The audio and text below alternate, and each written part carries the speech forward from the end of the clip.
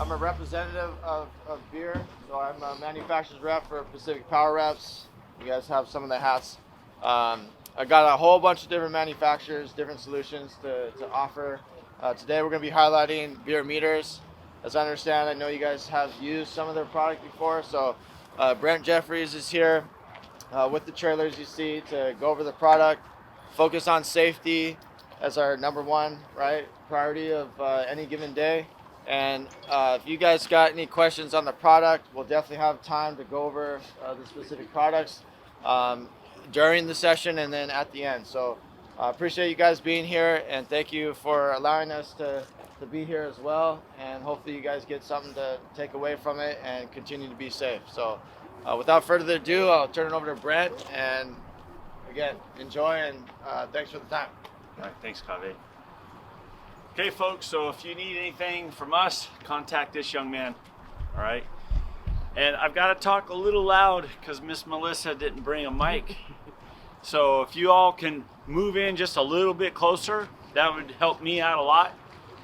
Plus, it'll help you guys visually see what we're going to be doing here today a little bit better. I'm Brent Jeffries with Bierer Meters. I've been with Bierer Meters for about 8 years now. We're a family company. We build all these tools from scratch that you see here in South Carolina. That's where I come from. That's where the trailer and truck come from. And so Walter Bierer is my stepdad. He's the owner of the company. I call him my dad. He's raised me since I was a little lad. And so he's my dad. My brother works there. We have my nephew, aunts, uncles, my brother's wife. So we're a family company. We build everything from scratch, the diodes, the circuit boards, the resistors, all the soldering. We do everything in South Carolina. So we are truly a USA family company. So it's kind of cool. We're like one of the very, very few out there these days. And if you have any needs for any products, Kaveh could set you up. We have a 60-day tool trial. You're going to find out we have some tools you guys don't know about later on today, and you guys are welcome to try them for 60 days. That's fine. And if you like them, great. That's wonderful. If you don't, send them back. Okay. We have Beer. If you go to YouTube, Bierer Meters YouTube videos, we have a lot of videos on YouTube that you can have and download and share with one another on all of our tools. So you go to Bierer Meters tool training, the tool, whatever the name the tool is.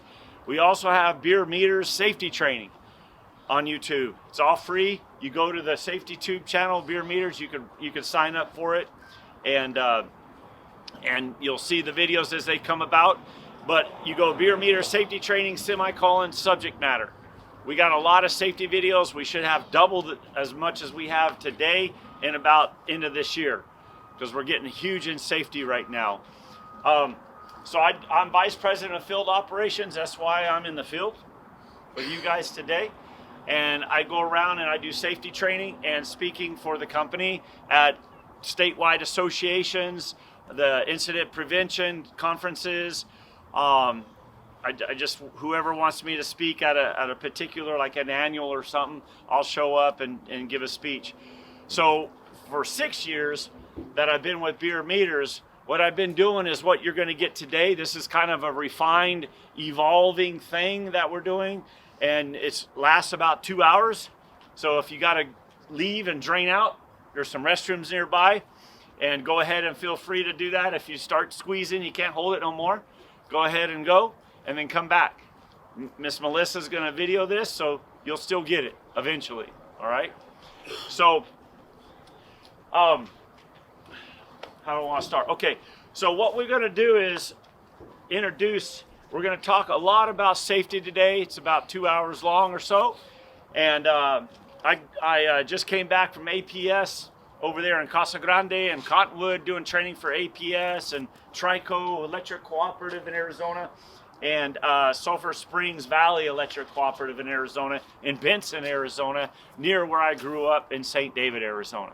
Little teeny town in Arizona. I lived in Arizona for 50 years, so I'm very familiar with desert life and the need to hydrate. That's really important, by the way. stay hydrated.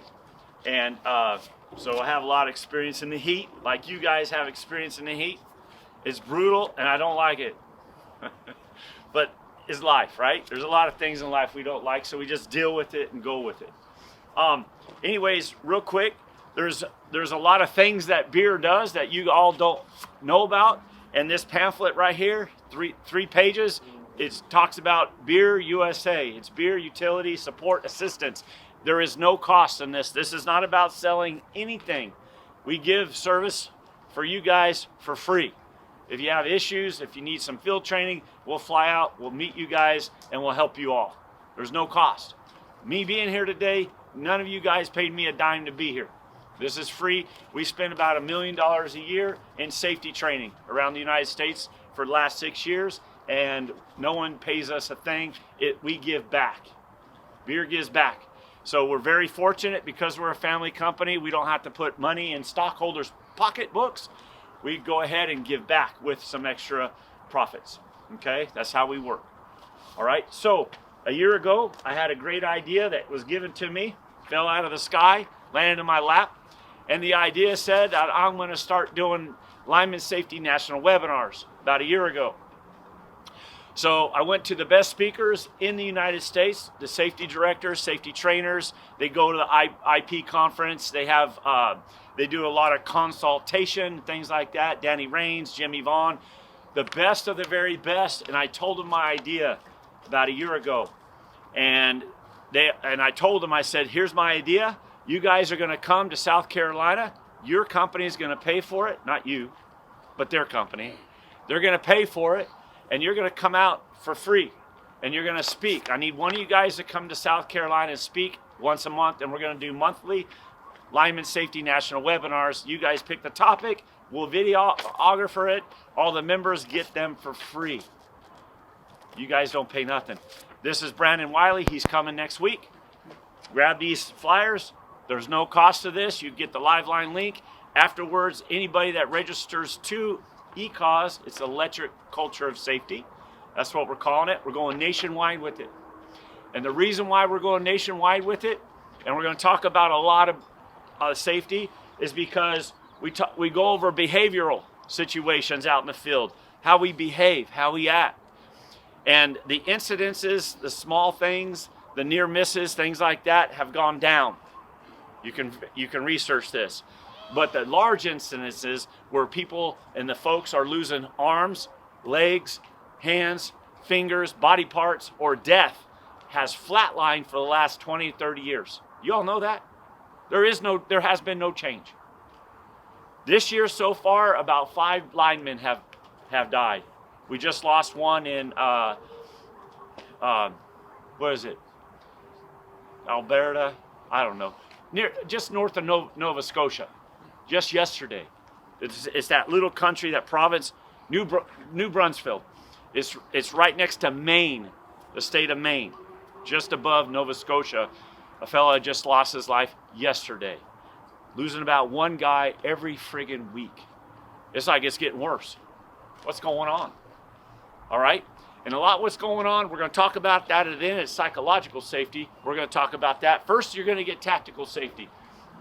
We also, Matt Turner is coming next week, the day after Brandon Wiley. He's got a great subject. Brandon has a great subject. You guys can get the video.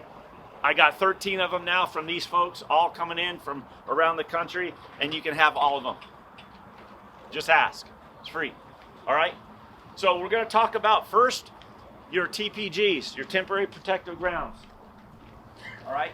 So if you guys want to shift just a wee bit, that's Spanish. It means just a little bit. Un poquito. Okay? Un poquito. Wee bit. All right, here we go. So, I got to turn on the truck.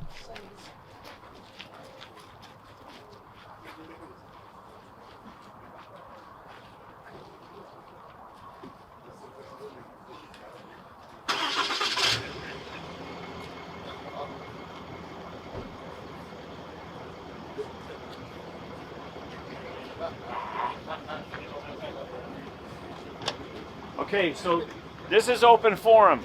If anybody has any questions, feel free to ask the questions. Typically, I'll answer your questions prior to me finishing a subject. If it looks like I'm skipping your question, please interrupt. It's important that you guys understand. All right, so what we're going to talk about is your temporary protected grounds. If you go to OSHA 1910.269, OSHA, Brady Hansen, anybody knows about Brady Hansen, his training throughout the United States? He's a smart dude. And he's got some good training. So if you guys ever want somebody that's really good, he's one of the guys that speaks at Electroculture Safety. I got one of his videos. It's great. The passion behind the idea. It's a good one. But he calls OSHA 1910.269 the scriptures for linemen. And what these are rules. These are rules that are basically considered baseline, a starting point, a foundation to build from. And that foundation that you're going to build from is called safety. And then your company adds to it. Your company tweaks it a little bit, adds some specifics, adds some details, and you guys train it and you guys do it, right? So this is safety. It's a good idea to go over the foundations, the baselines once in a while as a team, a line team. There's good stuff in here.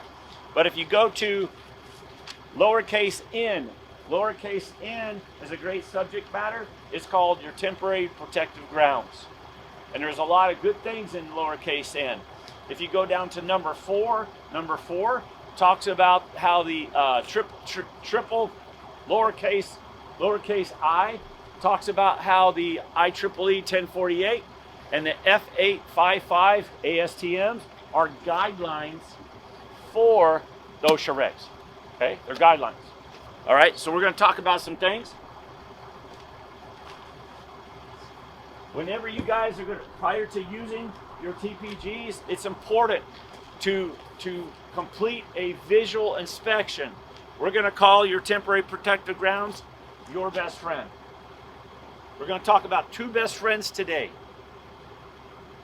This is one best friend. You're all going to take care of your best friend. And to do so, you're going to first complete a visual inspection prior to use. And you're going to verify that there's no bubble jacket. You don't want any crimped cable or smashed cable. You don't want to see any blackened copper if it's visible, or patinaed copper if it's visible. You don't want to see any obvious loose components or cracks on your clamps. You also don't want to see any oxidization on your components, on your pieces, especially the contact points. Those especially need to be brushed and cleaned. They work a lot better, okay? So I've gone around the country over the last 6 years, coast to coast, into Canada, Brownsville, Texas, doing the training. And some of the utilities prior to my visit were not teaching and training their linemen to complete a visual inspection. True story. And the reason why I know that's a fact is because first when they hear it, they kind of freak out a little bit. And then they'll go to their truck and they'll pull some grounds off out of their truck. And a lot of times these TPGs out of their trucks, everything you don't want to see is on them. And that's what you see. Some of the TPGs I've seen around the country have multiple infractions, multiple issues, black copper, broken strands, I mean, on the same TPG. And so if that's the case, they're no good. You don't even have to do an electrical test. You guys test yours every year, annually, that's awesome. But these TPGs that are coming off the truck, some of them are so bad, they fail the visual. So why even test electrically? So you also want to perform a mechanical test. On the mechanical test, you want to grab a hold of your clamps and make sure you can't take them off or spin them off your ferrules. Make sure they're nice and tight. Make sure the cable is crimped within the ferrule. Or if you've got clamps, make sure that that ferrule is tight in that. Make sure your cable is tight in the crimps of the ferrule itself. All right? So wiggle it a little bit, make sure it's nice and snug. Make sense? So you guys, you're going to perform a visual and a mechanical inspection on your TPGs. if they pass those two things, they typically are going to be a great best friend for you that day. Okay? So it's real simple. Now on your electrical test, your guidelines that are in the OSHA, the IEEE and ASTM, they say that you're going to electrically test your TPGs. It does not say how often. I think it should say how often. It should be 12 months annually. Some companies go 18. A couple that I've been to go 24. I think that's way too long, but they do. There's a few companies out there still to this very day that do not do electrical test. I don't get it, okay? But you guys do, that's awesome. So let's do an electrical test. You guys can get a little closer, okay? I took a shower a couple weeks ago. So on an electrical test, what we're gonna do is we're gonna create and mimic a situation, a scenario, as if you're using them out in the field. You're running an EPZ zone on some lines here, and you're setting that up to protect yourself and the equipment around you. And what you're gonna do is you're gonna go from point A to point B, conductor to conductor, conductor to ground, however you're gonna do it. And typically you're gonna go in a straight line. You're gonna have some droopage depending on how long your cable is and how far away all the components are, that's fine. But what you don't wanna do ever is to create some sort of a coil. You don't want the coil. And what happens is this creates, if this gets hit with a fault current, potential fault current, what happens is it creates a magnetic field and the cable wants to escape from itself. It's like, get away from me. All right, so you don't want a coil. I've done some training. If you've got grounds on your truck reel, on your reel, when you're using them, make sure you run those all the way off your reel, and you're gonna run them out on the ground, and you're gonna run them in a parallel scenario on the ground. No coils. If you got some extra length of cable, you do not want to create a cable coil and then run electrical tape so it looks all pretty hanging in the air. I've done the training and I've had guys after the training tell me, so you mean I can't do this no more? And I said, you just had the training. What'd you see? What did you see? And this is what I want you guys to see. We're going to talk about not electrical theory today. We're not going to do that. But what we're going to talk about today is your electrical reality. Okay? So we're going to prove everything we talk about. That's kind of cool. So in other words, what we're going to do is we're going to give you the knowledge. Okay? We can talk about it, but we're going to show you and prove to you the why. So that way you have understanding. When you have knowledge and understanding, that's what equals safety. Is that cool? That's cool, huh? Okay, so let's try this. We're gonna crank this up. I've got an amp meter here at the bottom. I've got one leg missing. It needs to go in for repairs. So it's gotta go back to Bierer Meters. Okay, so we can fix that. But anyways, we're gonna crank this up to about 300 amps. Little over maybe. And I can feel that current in my hands flowing through the cable. This tool this is Walter Bier's first tool. He's got 17 patents now. We have more patents than any of our competitors and all the competitors combined. We have more. It's kind of cool. He's very smart. I just talked to him yesterday on my way here. Said I'm going to see you guys. And he says, man, Bierer Meters has never been there in El Centro. That's a great thing. He really likes the safety that we give to you guys. He is very proud of it. And he's glad that we can do that, afford to do it. So I want you guys to see this current. I want you guys to see this magnetic field. Here's the why. See this magnet? This creates a magnetic field, which you don't want. So we're gonna go right here into the coil, and you all see that? You all see that? Okay, that's the why you don't do this. Okay? And then what we're gonna do is we're going to create a parallel scenario similar to when you're using them in real life, safely. Same magnet, same current. Smooth. Little vibration, a little hum, but it's not going all crazy. All right? So remember, when you go home tonight, you get with your lady or you get with your man, don't go in all coiled up. Huh? Think about it. Be smooth. Be smooth. Huh? Suavecito. Huh? Okay. Any questions about the TPGs? Good? Okay. All right, so what we're going to do is, you can get in the middle now, Melissa. What we're going to talk about is your voltage indicators. The safety, and you guys could kind of spread out now if you want a little more over here too. And that helps break up the arthritis. So we're going to talk about your voltage indicators, corded or wireless. Now, the safety that you're going to hear today, you all need to understand, you're going to hear some things you haven't heard before. Okay? And that's good. And what you're going to want to do is know that in your mind that every one of you guys are very significant.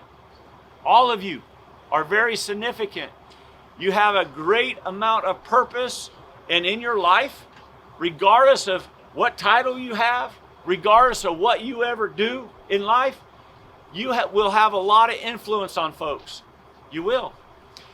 And it's important when you see one of your brothers or sisters working out in the field unsafe, or your family at home working unsafe, your kids, all right, your wife on the ladder, all right, make sure that you all talk to each other, pause, and have a discussion. All right, if you see somebody working unsafe, say you're any apprentices here? What's your name, sir? Emilio? Emilio? Emilio? Emilio. No, Emilio?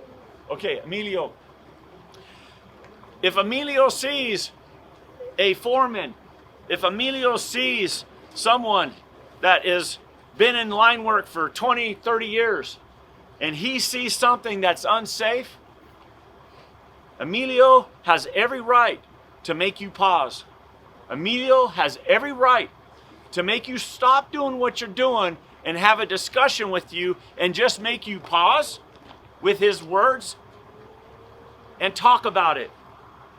And then and you don't have to like what he says, but Emilio has the right to say something.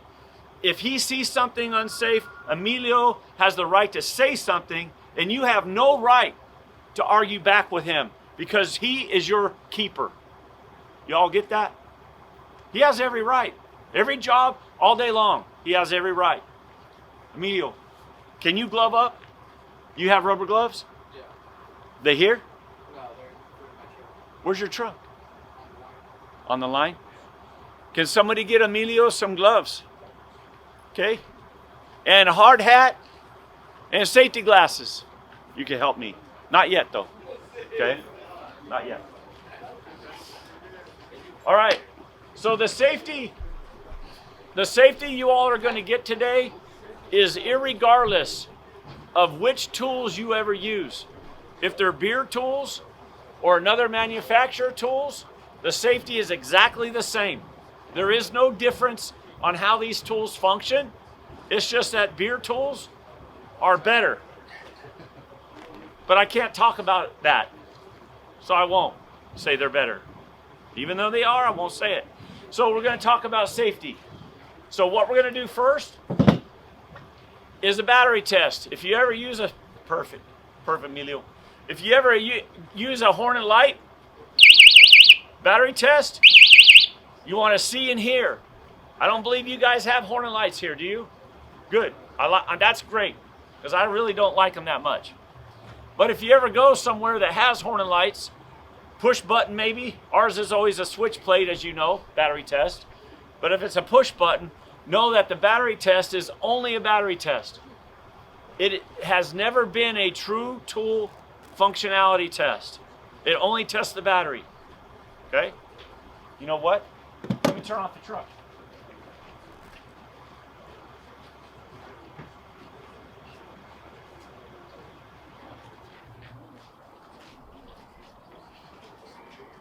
Nice and warm in there.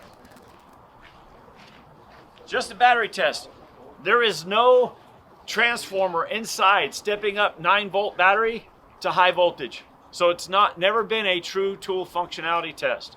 Remember that, just a battery test. If you don't see the lights, you don't hear the horn combination, put a new good battery in it, a known good working battery, undo the quick change, tap out the battery, put a new one in, put the quick change back on, retest. If it's still no good, ship it to us for repair. Okay? An analog. I think you guys have some analogs out there of ours, right?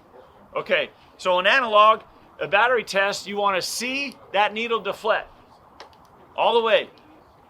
If it's partial or does not deflect, put a new battery in it.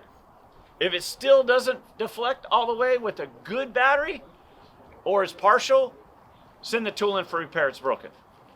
Real simple. All right? Okay. Also,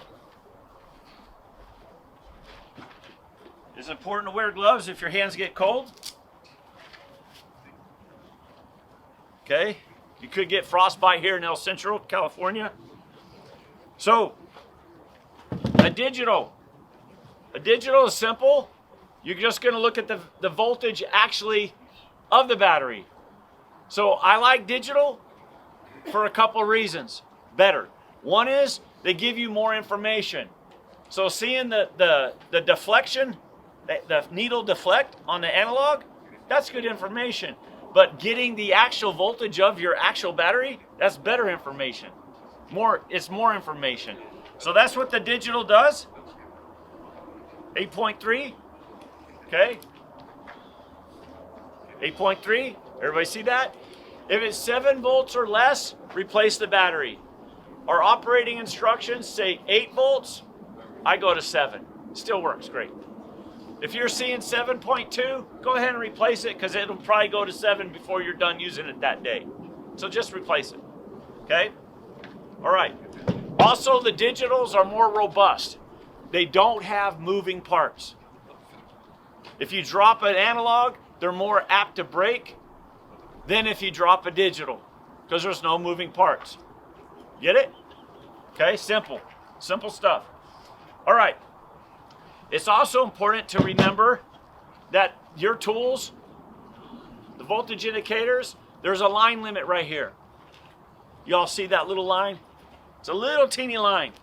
But that little teeny line is going to remind you all that right here, the 2.5 inches at the end of that probe tip is where the resistors are. Okay, you're always going to remember that. Those resistors help protect the tool from primary voltage. Okay? And ultimately helps protect you behind the tool from primary voltage. Sounds good? So you're always going to remember that those resistors are there. You're going to keep your probes clean. We don't want grease. We don't want paint, markings, calibration stickers on your probes. The reason why is you could have external tracking from the source to the meter head. You don't want that bypassing your protection, your resistors. You don't want that. Hot stick wipes work great. Keep them clean. Take care of them, and they'll take care of you. So that line limit, what you're going to do in your head is you're going to create a sphere, and you're going to take that line limit and you're going to create a sphere all the way around the tool, front, over the top, around the back, underneath, a big sphere. And in your mind, you're going to create that sphere, imagination, and that's going to be your air dielectric.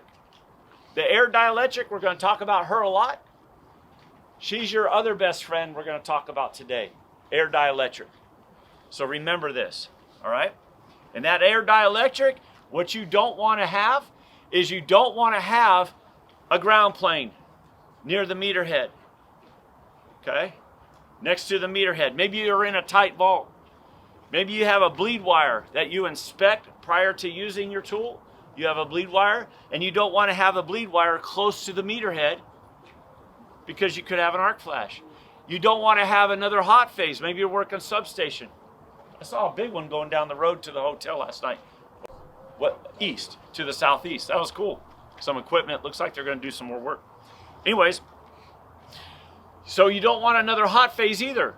So if you make contact with X, X is going to be your conductor. You don't want to have another X inside that sphere because you could have a crossover, right?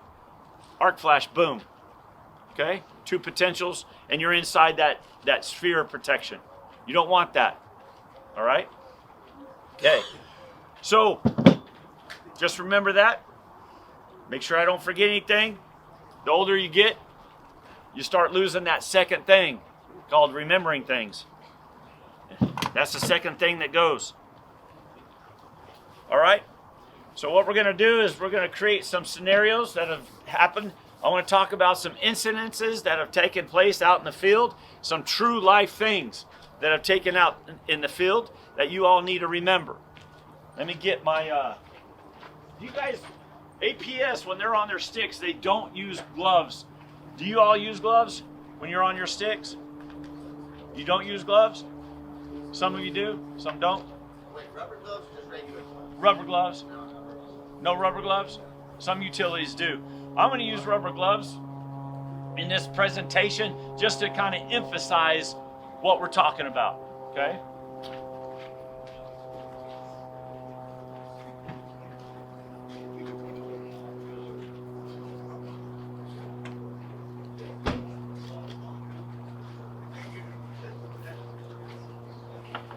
Okay.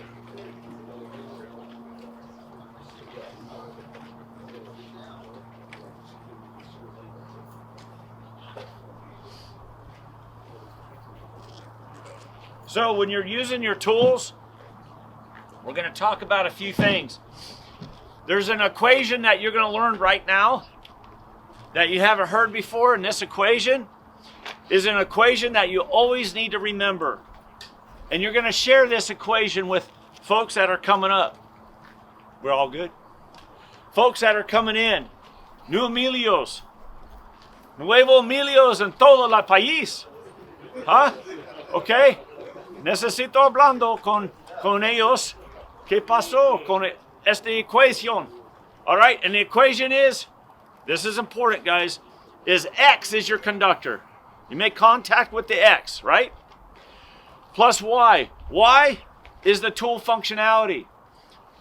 The Y is the why behind the tool. How does the tool work? How does it work? You trust this with your life. Hot or not? In phase or out of phase? How does the tools even work? So here's how they work. Everybody's. They make contact with the conductor. The tool couples with the capacitance that's on that energized source, point source or long source, don't matter. And it couples with that capacitance. The tools look at the current. They got eyes inside, and it's called components. These components, when they look at the current, they're energized.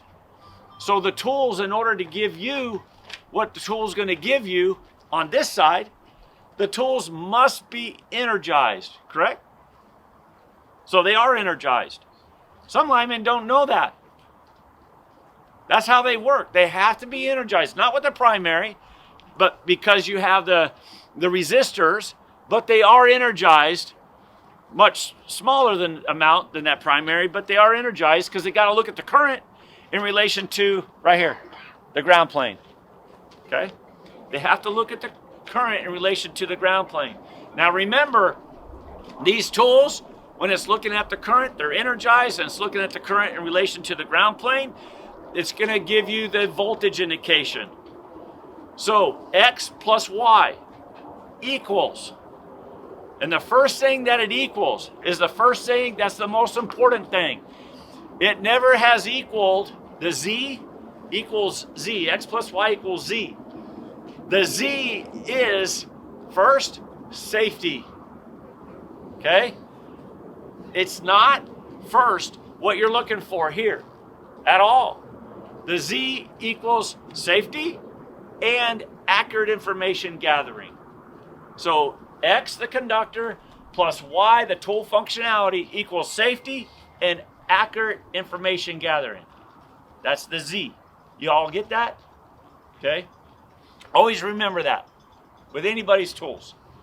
So when you're using these tools and you're back on your stick, you do not want to use these tools short sticking, ever.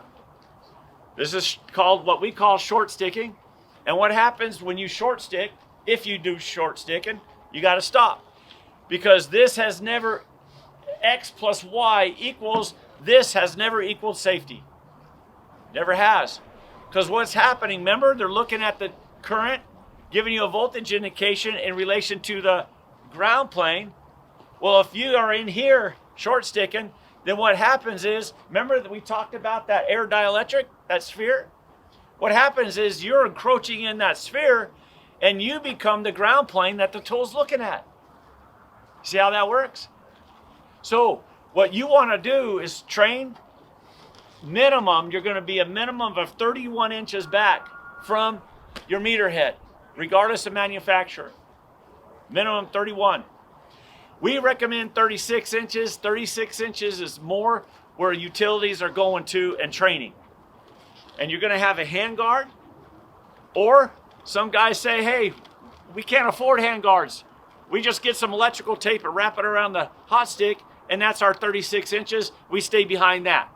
Okay, fine. Whatever you want to do. But somehow have it marked so you remember your training. You remember. So what we got to do is we got to make it safe to fail safely, right?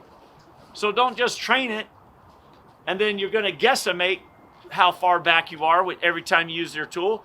Train it, the reasons why behind that training, the understanding behind that training, and some physical thing to remind you. And when your partner is up in the bucket, you on the ground, Emilio maybe not climbing yet, okay? He's on the ground, but he can verify that his foreman or that journeyman lineman is behind that 36-inch mark. That makes sense? It's real simple. Make it safe to fail safely. All right? All right. So stay back. You don't want a short stick. Don't want a short stick at all. You also don't want a tool glove. Maybe you got gloves on. You don't want to put your tool in your gloved hand. You all use capacitive test points on your elbows? Do you? Capacitive test points on elbows? Some do? Some do? Okay.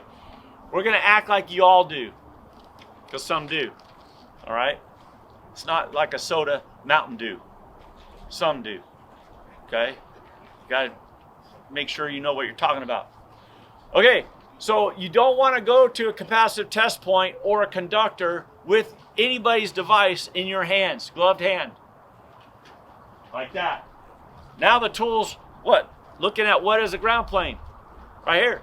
That never has equaled safety, and it's not proper information gathering at all, because you're not away from your tool. These tools were not calibrated.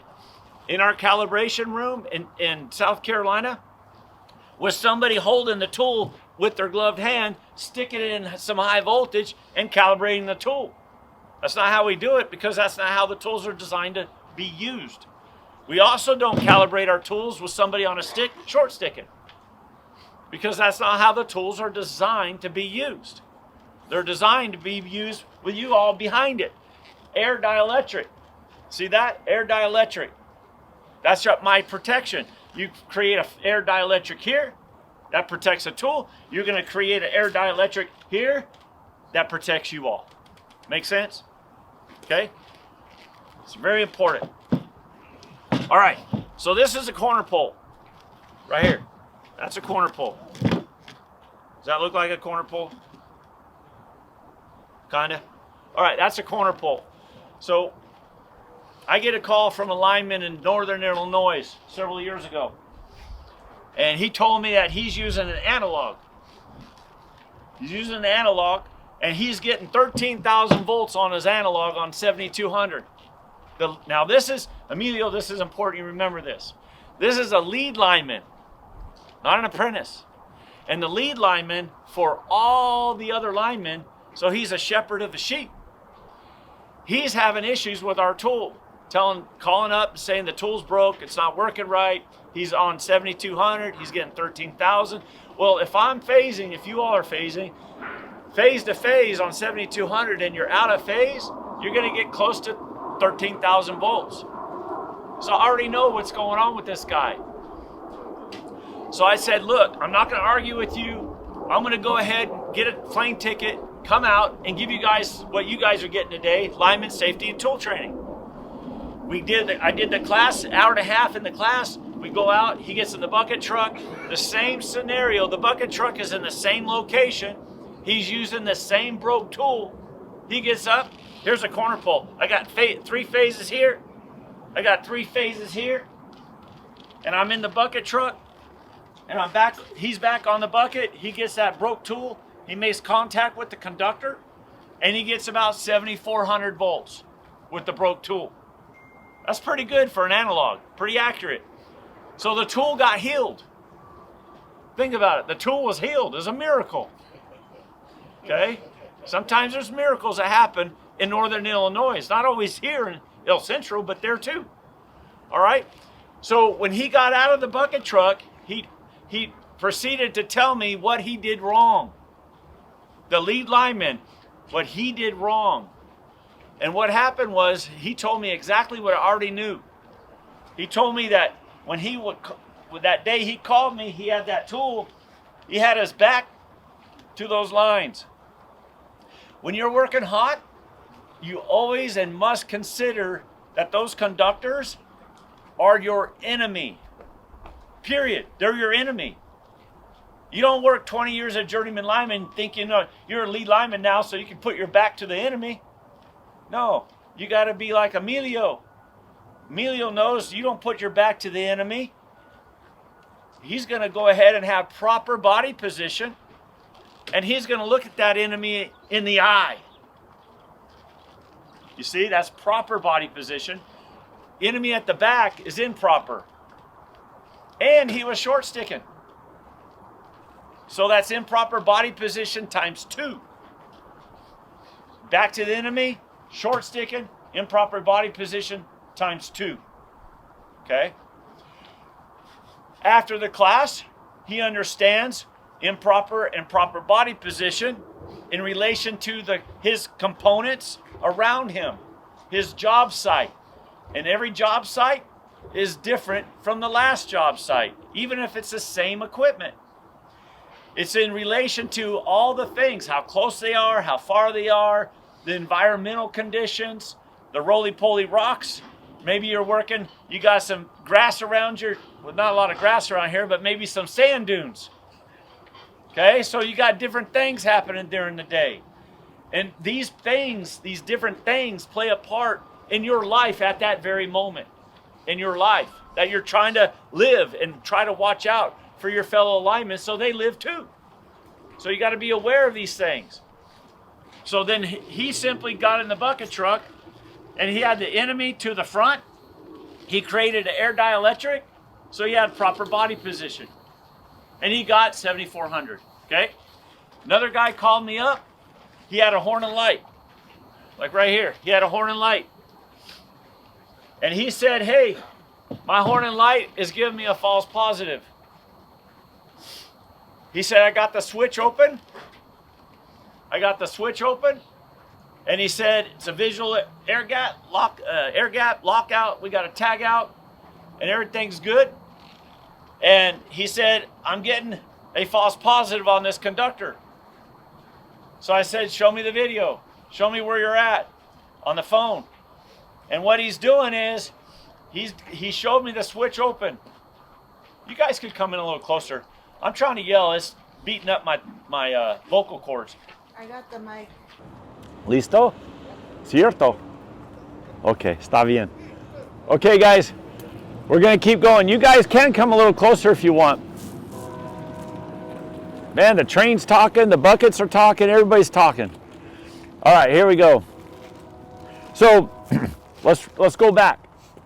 He calls me up, Louisiana. He's a Louisiana boy.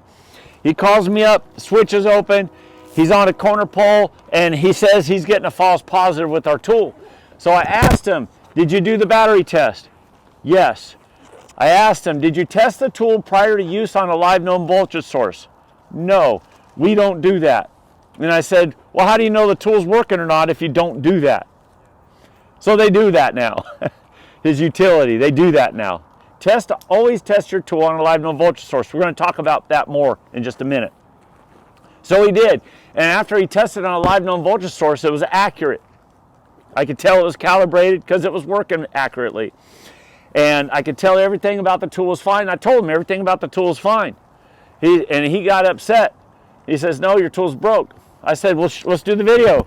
So he's in the bucket truck. Here's the corner pole. He touches that de-energized conductor. He's got his back to the enemy. He's short sticking. And that conductor, the tool is saying is hot. So let me ask you something. The switch is open and the tool is telling him that that conductor is hot. Is it hot? Was the tool telling the truth or fake news? It was truth. Because his back was to the enemy, his body was coupling with the capacitance of that energized source at his back. And it was flowing across his gloves. He was using rubber gloves. It was flowing across his body, through his body. Think about that. Across his gloves, through the tool, the opposite direction that the tool is designed for. And the tool was telling him that that conductor was indeed energized. And it was, through his body. See how that works? Okay? So after the quick instruction, FaceTiming, he gets proper body position. He creates an air dielectric between him and the tool. And the tool's looking at the ground plane here, right there, not him. And he touches the conductor, and the tool's silent. The conductor's de-energized now because he has proper body position. Had nothing to do with the switch, everything to do with the switch in his head. You see how that works, guys? You got to have the proper switch. If you're going to lock out and tag out at the job site mentally, you're not going to be energized with safety. Okay? Okay. So, what we're going to do is I'm going to go ahead, I'm going to run to that, well, not too fast. I'm going to walk fast to the generator, turn it on, and we're going to light these up. Okay? All the switches are off right now.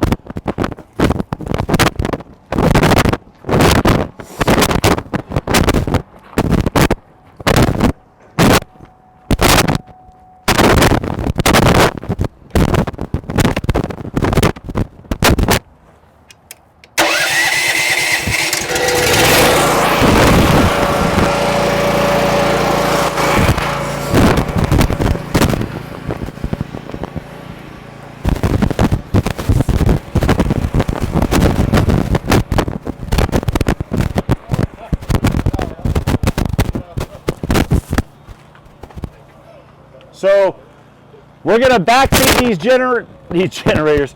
We're going to backfeed these pad mounts with 12208. We're going to come out the front with 19.934.5. Okay? So we're backfeeding. And we'll come out with primary power.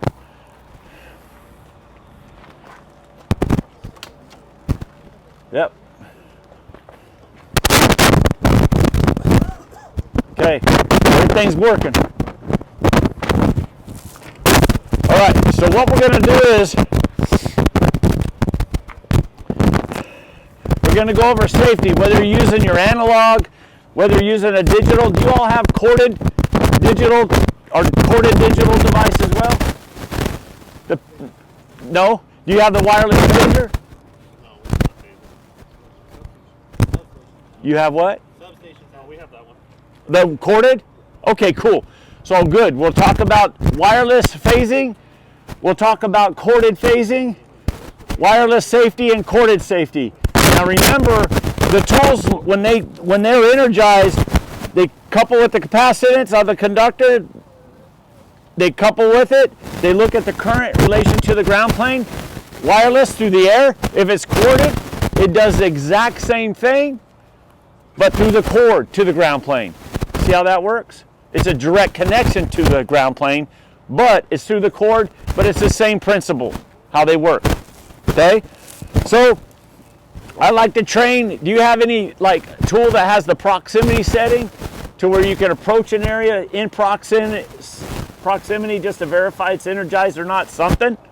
You do? Good. You do? Okay. So what I'm going to do is for the safety is I'm going to use the the VD1000P. It goes up to 999 kV. And you've got the P setting for proximity. Now our tools, we're the only manufacturer that builds a tool that discriminates. It discriminates whether the tool and you are working close to the ground plane, which is URD, underground, or if you're working far from the ground plane, overhead, or if you're on some transmission, OHT. We're the only company that does that. The reason why we do that is because we know how these tools function. The other guys haven't figured it out yet. But we did. Okay, so we discriminate. So what we do is we use the P setting. I like to train this to where if you're in a situation there's lines down, a line on a car, you got some storm damage, it's dark outside, you're approaching a work area, maybe you're driving the line and you just hold out the window and watch for those numbers to go up, then you got an issue there. And you can just hold it out the window. It's very sensitive. But what we're going to do is we're going to use it to approach our capacitive test points. So I got it in the P setting. And we just want to verify this. Say this is a three-phase cabinet. Three-phase cabinet. It's cold. My lips can't move. All right? And we're just going to approach just to verify if one of those phases are energized or not. That's all. We're not concerned about which one. Or we're at dark outside and you're walking through the dunes and you got some bushes and you don't know where that line is. Just hold it in front of you and kind of walk and look for those numbers to go up. All right? If you have dust caps on, or if you have elbows without capacitive test points, or if you have capacitive test points and dust caps, you can keep the dust caps on and go to the base of the elbow. And it'll sniff it out.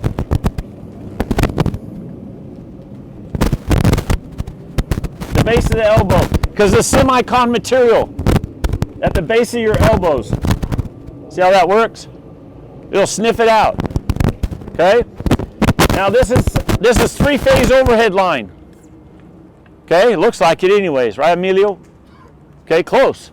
All right, so what we're doing is we're going to hold this stick up, and we're just going to go to that three-phase overhead line to verify if something's energized or not. That's all we're doing.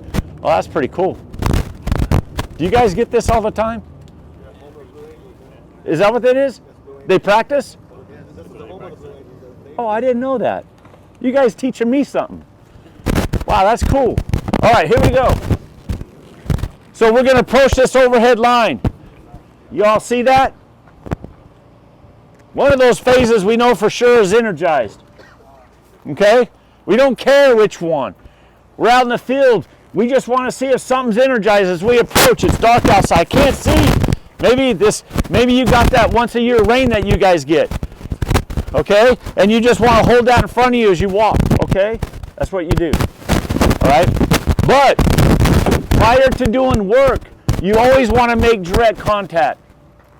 If you ever go to a company that uses non-contact devices, you need to talk with the safety guy. You need to talk with the tools guy and tell them that they got to throw those tools away.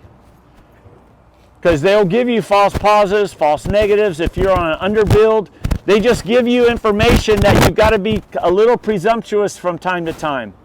And sometimes you actually got to be a good guesser. And linemen cannot afford to be good guessers nor presumptuous.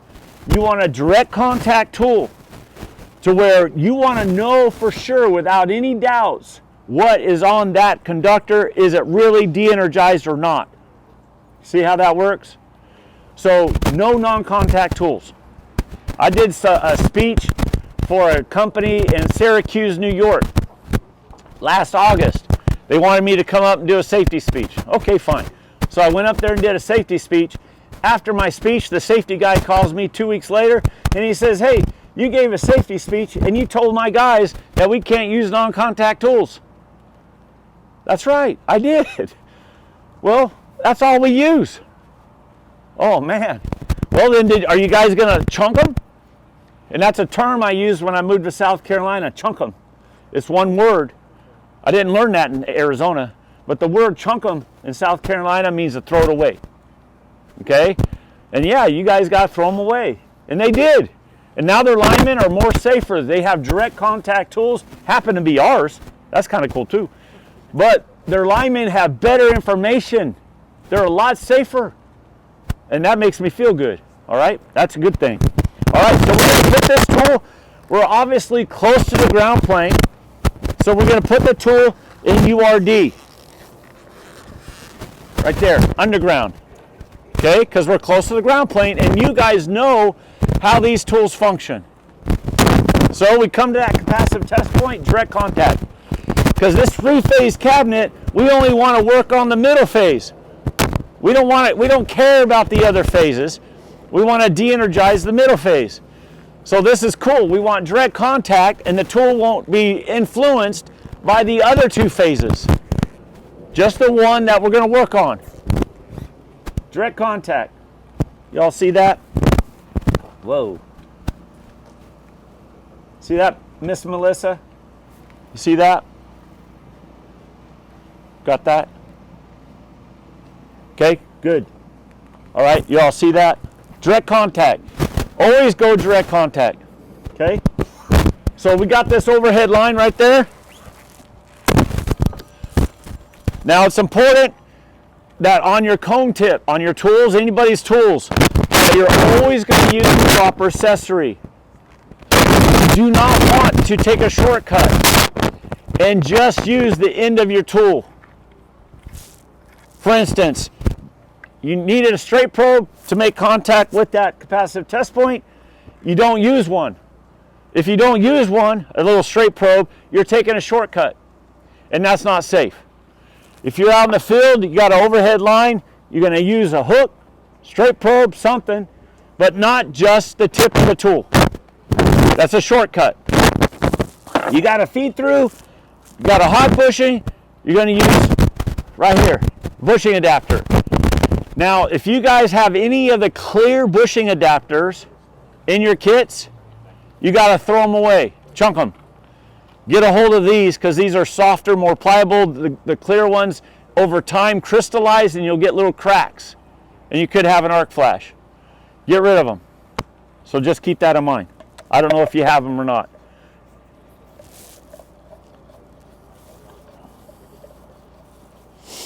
Any questions thus far? Everybody good? Warming up? Sun's starting to feel better? Okay. All right. So we got the tool in URD. This overhead line is obviously close to the ground plane. So we're URD. We make contact, direct contact, and those numbers are not moving. Remember? We had them proximity and they were moving. Well, now we got a direct contact, they're not moving, and that's what you want. You already know something that conductor's energized, so that's fine. But direct contact. There we go. About 20,000 volts on a 19.9, so it's pretty accurate. Wireless. Pretty accurate, great tool. So you can use it proximity, you can use it in direct contact. Okay? So, what we're going to talk about is something that's super important as well. And this is a good safety thing that you must remember. Where'd it go? There it is. In the training that I do around the country, it's really cool and it makes me feel good that this is like wildfire going across line crews, what you're about to hear now. If you go to 1910.269, talking lowercase n, talking about your TPGs. Again, your best friend. Prior to installing your temporary protective grounds, you're going to use your tester. Number 5 says so. Lowercase n, TPGs, number 5. You're going to use your tester, whoever it is, doesn't matter, and verify that there's an absence of nominal voltage. That's what it says. Okay? You're going to look for an absence of your system voltage on the conductor prior to placing and setting up your EPZ. All right? But you guys have tools that are accurate enough that this is how you're going to train it from now on. You're going to use your tool to verify an absence of your system voltage, an absence of induction voltage, and an absence of backfeed voltage. All three. All the time, every job, no matter what. That's how you do it, and that's what needs to be in your mind. Guys are getting hurt on induction. Some guys are dying and getting killed on induction. Okay? This is very important. So your tools are accurate enough. That's why I don't like non-contact tools, because they're not accurate enough to verify an absence of induction, an absence of backfeed, and sometimes your nominal voltage. Maybe you're on an underbuild. They'll get all messed up because of all these different components, all these different fields that are getting into that tool and messing the tool's brain up. Okay, because its brain is very small. Okay, it's a cockroach. Cucaracha. Okay, all right. So just remember that. Your tools, you're going to always verify a lack of all three voltages. So in April of last year, Lito Wilkins came to South Carolina, International Line Builders. He works in California in the Sacramento area for International Line Builders. He came to South Carolina and he gave a speech. And you guys can have the video. Just ask me for it. You can have all the videos. And in this speech, he talked about, he called it My Shocking Awakening. And what happened is several years ago, he was working on a crew. And what they were doing is they were on the tower. They were working with the helicopter. And they were changing out bells, the insulators. They were changing out bells on some of the towers.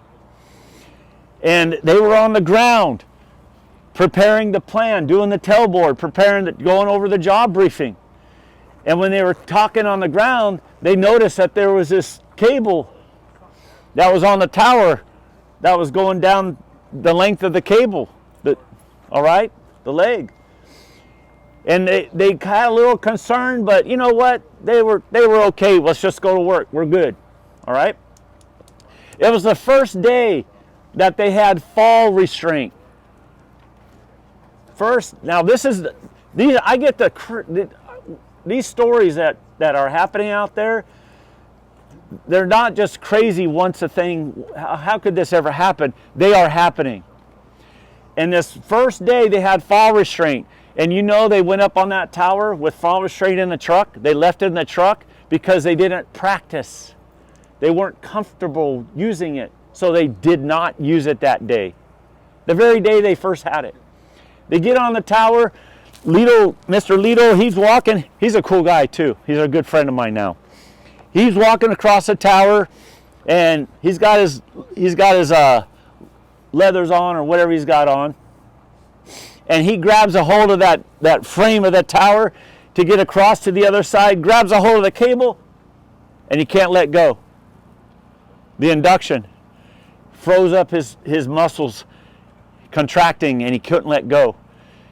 And immediately, he knows what's going on. And in his mind, time slowed down. It's weird how things happen when you're going through something that's so traumatic. And it's like time slowing down. And in his mind, he's thinking, if I keep hold on to this, I'm going to die.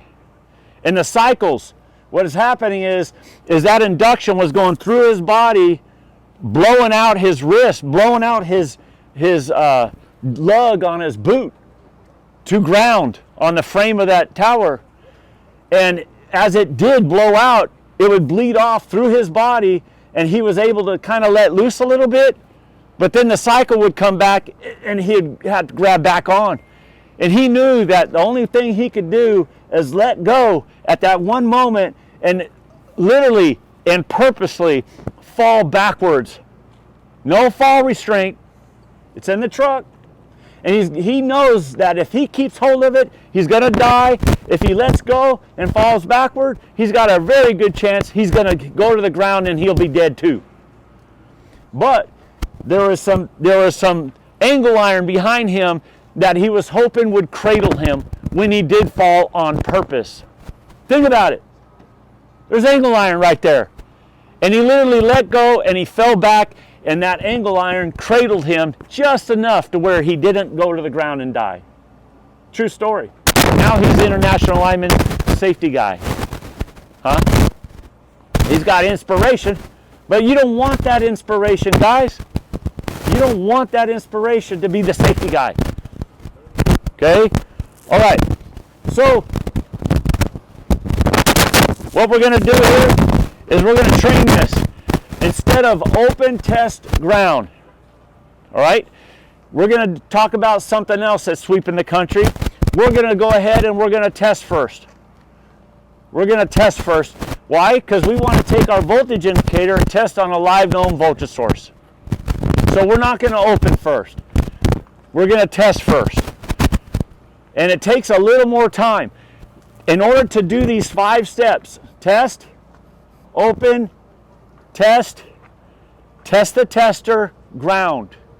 In order to do these 5 steps, Emilio and I, we cannot get our 10 jobs done a week. Because Emilio and I are safer than the standard minimum foundation of what the industry teaches. It takes me and him longer to do our jobs. But we can only do 9 jobs a week instead of 10. But Emilio is going to retire, an old guy with Imperial Irrigation District.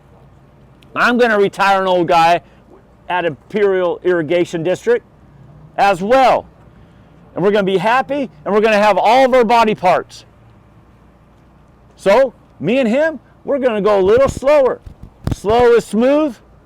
Smooth is fast. And we're always going to be safe. See, we can get 10 jobs done, but what happens, Emilio or I, we're working fast. We're trying to get this job done. In our mind, we're guys. So guys like to go fast and produce. We're just built like that. We just, we work and we want to work. We want to do things, get things accomplished, and get to the next job.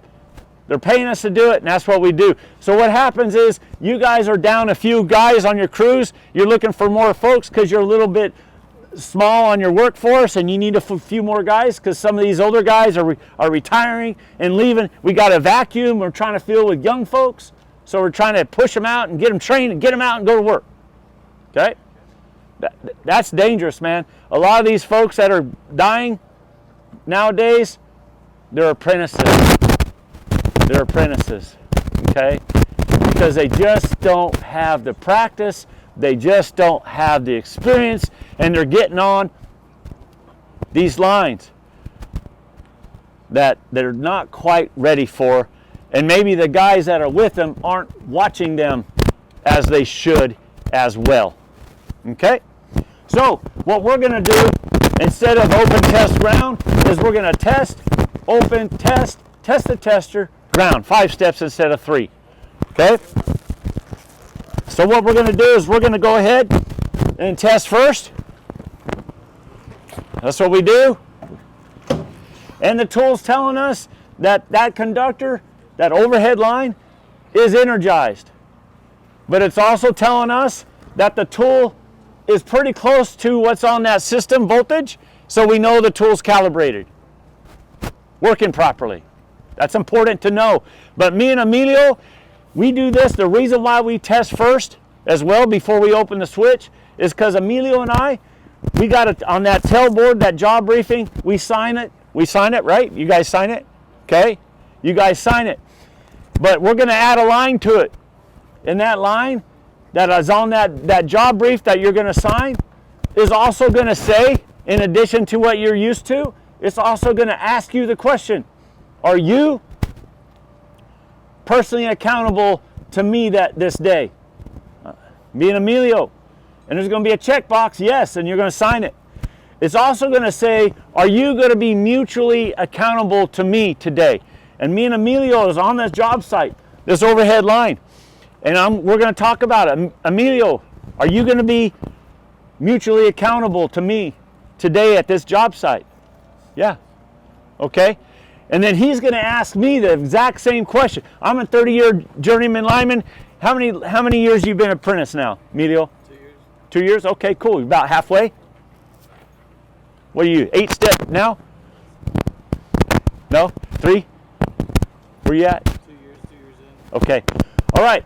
So Emilio, he's 2 years in apprentice. He gets to ask me the exact same question, a 30-year journeyman lineman, the exact same question. And I have to be just as responsible in my answer to him as he is to me.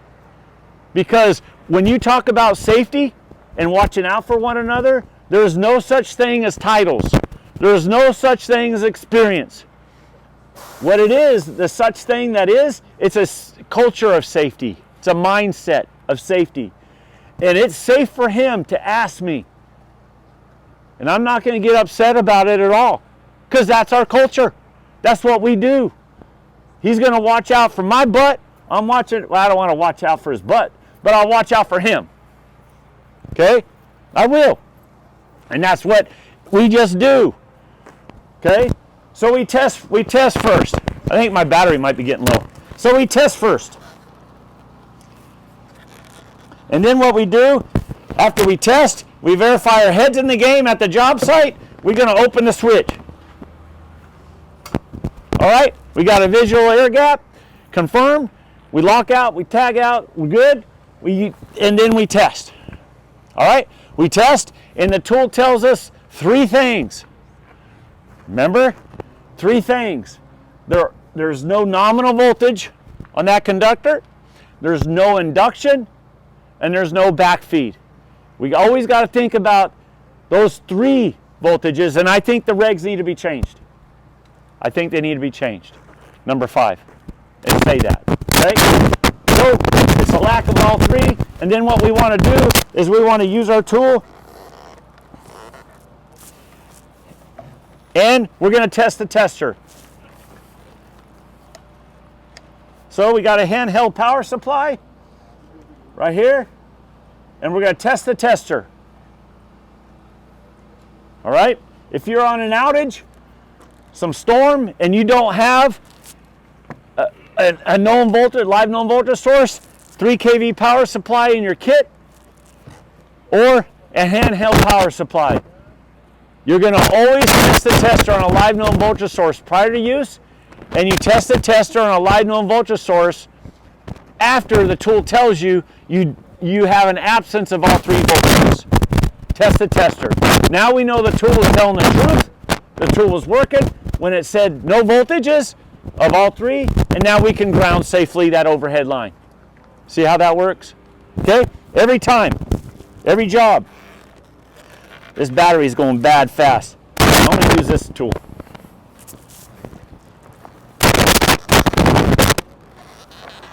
It'll work just the same. All right. Now, what we want to talk about now is arc flash prevention with your device. Corded or wireless. Anybody's tools. Ours or somebody else's, it don't matter. So, remember, what we want to do is we want to create a sphere, right? But when you use your tool prior to use, you're going to investigate, you're going to look at your work area, that tight vault, you're going to look at that cabinet, you're going to look at that substation, that conductor you're going to make contact with, you're going to verify prior to using your tool, wireless or corded, that there's not an influence that could come in within that sphere. Maybe the cabinet door, the cabinet wall, a bleed wire that's going to be near the meter head, or another hot bus that's going to be near the meter head. And you don't want that because you know how these tools work. You know they're energized, and if you have a ground plane near that, you could have an arc flash. If you extension, arc flash prevention. Okay, pretty simple. 0 ohm extension, arc flash prevention. This, a lot of utilities are flat going to. APS, I just finished with them yesterday. They're going to do this. I just finished a lot of training in Texas with Encore. Encore went with this. This last year, like 2 months ago. Okay? So zero ohm extension is arc flash prevention. So what you do by using a zero ohm extension is you're going to take, I can watch them while I'm doing this. What you're going to do is you're going to make this scenario that you're a possible arc flash, put on your zero ohm extension, and then you bring your tool, and now that situation is not in that air dielectric, your best friend. That situation is away from that. So your resistors are protecting you, and that ground plane, potential ground plane or hot phase is way over here now. You won't have an arc flash. Okay? So let's look at what it looks like.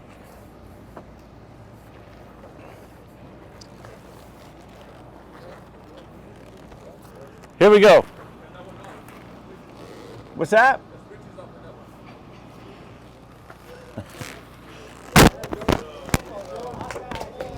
Yeah, see? He's watching out for me. Here we go. All right. You all see those numbers now? Remember, without the zero ohm extension, those numbers were a little over 20,000, right? We have the zero ohm extension, and now those numbers are closer to 18,000. But you know why? Because you know how the tool functions, right? Remember how it functions, the X plus Y. Remember, it's real simple. So now you know, because how the tool functions, you know that the meter itself is further from two things. What two things is the meter further from? Remember how they function. What two things? Nice. The meter is flat out further from the source, and you know how they function. All right? So the numbers lower now makes sense. All right? So it's further from the source and also further from, not me, because I'm still holding the stick the same way. Hold on. Further from? Where? Nope. The meter head, the tool, because of the zero ohm extension, is further from what? The ground source. See?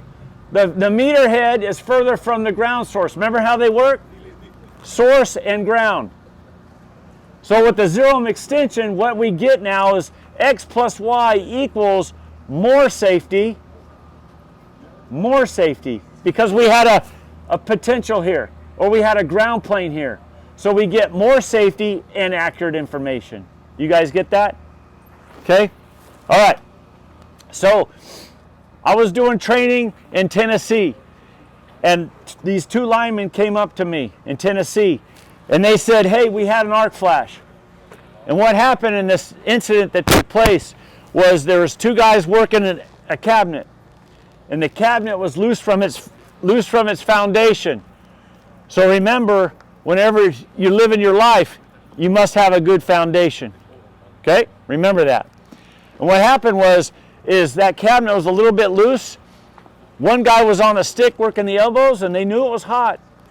And one of the guys took his gloved hand, he had gloves on, took his gloved hand and went to the cabinet to hold it, steady the cabinet. And when he did, he got arc flashed. So it was a hot day, sweaty day in Tennessee, and he had swamp britches. Okay? It's like you guys, when it's 115, you're out working, you're going to have swamp britches. Okay? You'll know what it's like in South Carolina, that's what it's like. Okay? And then, so what happened was on that hot, humid day, those red lines, it's not dry, like today's dry and cool, the red lines are further away, environmental conditions. But when it's hot and sweaty, those red lines come after you a little bit. The electrons get excited when they see your swamp britches. Okay? And when he put his hand on that cabinet, he got arc flash. Spent some time in the hospital, He didn't lose any body parts. He's okay. He got burned up a little bit. But what happens is, we talked about gloves. Gloves are to be considered, if you're using them on a particular situation, a particular site, are to be considered not a best friend, but a good friend. And sometimes a good friend can let you down. But keeping your air dielectric, that guy that was on the stick, he had his air dielectric from the components, from the system he was working on. He didn't get arc flashed because he had the air dielectric. The other guy did because he didn't have the air dielectric. Okay? See how that works? Okay? So, watch these numbers. I got gloves on. Watch what happens. Okay? Yeah, this is if you guys can't see this, you guys need to see this. Okay, now watch what happens. Are those numbers going up? Are they? Okay. Well, you guys know, remember we talked about, we're not going to talk about electrical theory. We're going to talk about your electrical reality. And when you guys are working out in the field, you guys are coupling with those electrons, even when you're working safe. Even when you're working safe, those electrons, to some measurable degree, are going in and through your body. Flat out. When you're working hot. They are. Every time. But when you're working unsafe, they're really jumping through and across your body. Are they not? Look. Look. See what happens? All right. So in that incident report, what they said is the reason why he got arc flashed is because of rat piss in the cables. So they rat piss. So what happens? It's rat piss. So we don't talk about it no more because that's why it happened. So what happens when you go to a job site? Make sure you don't see rat piss. Okay? So who learned anything about safety? We just swept that situation, that incident, under the rug, and we're not going to talk about it, and we're going to pay out some money. The guy gets healed, he's back on the job after a little while, and we're just not going to discuss how your electrical reality works. And they didn't. So no one learned. Think about it. The guy that got injured didn't learn nothing. The guy that wasn't injured didn't learn nothing, and the whole crew didn't learn nothing. They didn't learn anything about their electrical reality. And the fact is, that story of the rat piss being the cause, the root cause analysis, was completely escape rat. It's not true. Not true at all. Okay? So no one learned nothing. And unfortunately, that happens a lot in this industry, and it's very sad. When I was at Trico in Marana, just northwest of Tucson, last week, and did the training for them, I had an experience that I hadn't seen before. Those guys, it was so cool. And it really, this is where we need to go. Before I got started, they had a 15-minute tailboard. And what they did in that 15 minutes is they talked about safety, and they opened it up for everybody to share without any retribution, without anybody talking down to them at all. And they were open and free. And two guys stood up and they were able to talk about near misses and incidences that took place that week before. And they did. And it was so cool to hear those two guys talk about two different scenarios, two different situations that were near misses, and they were incidences that took place with the other folks. And guess what? Those other folks learned from their mistakes. They learned what not to do because they did it wrong. You see how that works? And so they were brothers, man. If your brother makes a mistake, don't you want them to tell you? Or your sister makes a mistake, don't you want them to tell you? So that you learn. And if you learn, you live. Because you have knowledge, you have understanding, and now you get safety. And they did. It was so cool to see. And nobody put them down. Nobody looked down on it. They embraced it. They wanted it. It's the opposite of how we think normally as a guy. Is we don't want to talk about it. We don't want to share it. But if you do the opposite of how a guy thinks, and just be open and be brothers and sisters. Then you learn, and they were embracing it. It was neat to see. Great. I enjoyed that. Okay, you ready, young lad? Emilio, ready? Okay, go ahead. You can get your gloves on. Get your gloves on and let's do this, man.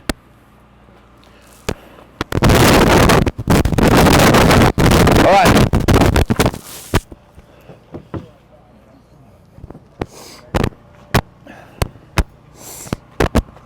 So guys, you can cut, in order to see these readings, you may have to come in a little closer because this is a different meter here. This is a PD25, which is like the PD50. It's our digital. This tool here, if you use it, it's a great tool to use. It's very accurate. It's plus or minus 1% true RMS voltage. It's very accurate. We got a meter and we got the secondary probe. It's corded. This cord, we are the only manufacturer that makes a cord that's shielded at 35,000 volts. No other manufacturer does what Bierer does. Bierer Meters, we custom build this cord, and it's a cord in a cord. That means it's shielded. All right? Nobody else does that. It's kind of cool. So you can use this tool when you're using it. A lot of folks didn't realize it, but you can use this tool safely with the cord on the ground. If you're phasing across a cabinet, the cord can lay on the cabinet, that metal cabinet, when you're phasing. Safely, it can. Okay? We just build safer tools than most folks, that's all.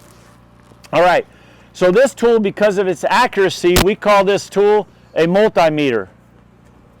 The multimeter, you can find your leading phase out in the field with the phase sequence adapter. You can also high pot with this tool. You can DC trace cable and ID cable because the tool reads AC and DC voltages. All right? So with a 100 volt battery pack on the secondary probe, you can go to your new construction, your underground, get on the center conductor, come through with the PD25. When you see 100 volts DC, that's the cable. You can also de-energize capacitors, de-energize charge on a cable that you just high potted. You can also verify your regulator neutrals in the neutral position. And you can do, what else? Other things, I just can't remember everything. It's a multimeter. This is one of Walter's 17 patents. It does more work than any other meter in the world. Okay, really. So we're going to use this tool, Mr. Emilio. He's going to read voltages on my body. He's going to read voltages when I work safe. And Emilio, I'm going to have you read the voltage on my boot. Okay, so you'll need to make contact when we're ready. And then on my back. And then I'm going to make a tunnel, and you can look at the voltage on my inside glove. Okay, so you guys are training me safety. I'm very safe. I know that I got to be back on the stick. Imperial Irrigation District teaches me to stay away from the meter to keep the air dielectric, and that's how I do it. That's how I work it. I'm back on the stick. Okay? And then I'm going to work safe. Emilio, go ahead and read that voltage on that boot. Go ahead. You'll have to take it. I'm sorry. Yeah, go ahead and take the switch to 2 kV. 2 kV goes from 1 volt, literally 1 volt to 2,000 volts. Okay, you ready? Okay, buddy. And make sure Miss Melissa can see that. Go ahead. I'll move up. Go ahead and touch the bolt. Touch the boot, I'm sorry. Now, hold on, let's see if Melissa can scope on in. You see that? She sees it. Okay, what you got? 18. Tell these guys, not me. 18.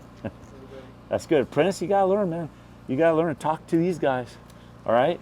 All right, go ahead and get the back and let Melissa get in on it. 25. Hey, don't be cutting jokes. Okay? Okay. Inside glove? 33. 33? All right. So I don't work at Imperial Irrigation District. I'm at this other, I'm working with this contracting group, okay? Because they're paying me good money. So I'm working with this contracting group, paying me good money but they're not training me as good as they should. Now you think about that. You can work with a contractor group and you can make that real good money, but are you getting that real good safety? I know what's going on out there, and I said that for a very good reason. If you're chasing the dollar, you could be chasing your grave. Think about what I just said, okay? Because I know what's going on out there. Contractors are under a lot of pressure to produce. And when you're under pressure to produce, oh, you're going to have production, all right. And what are you going to produce? You're going to have these great big productions of all these bucket trucks coming together and with flags hanging at a funeral. That's what you're going to produce. It's a big stage. It's called learned helplessness. Think about it. You're training to do this big old stage with all your buckets. Oh, everybody's crying, everybody's sad. Because they were chasing the dollar, chasing production, and they weren't chasing safety. This is really happening. And because I'm involved with this right here, all these speakers all around the country, I am very blessed. I didn't realize that this was going to be one of the things that were going to happen to me, is to be blessed with all these dang speakers and all their experience. I get to have it for free. But you guys can too. And I'm telling you, if you're thinking about the money, because you want a bigger this, you want a bigger that, you want more of these or some of them, you are actually chasing death. You are chasing one less leg. You are chasing one less arm on your body. Don't do it. Be happy. Be happy with what you got. Okay? Be satisfied for the simple things in life. Okay? You'll live a lot longer. Okay? All right. So I'm chasing that dollar and I'm short stick. Okay, I got a big 4-wheel drive that compensates for it out there in the parking lot, but I'm short stick. Okay, and that's a horrible nickname to have, Emilio, if you're a lineman, short stick. Okay? All right, here we go. You ready? All right, don't be looking at me and smiling that much. Okay, you look a little too happy. All right, here we go. Get that boot, Emilio. Get that boot. Huh? Go ahead. What you got? 25? Miss Melissa? Got it? Okay, get the back. 37, A little higher? 36, Yeah, okay, inside glove. 60, 60 volts. Okay? Is that chasing safety, chasing that dollar? Huh?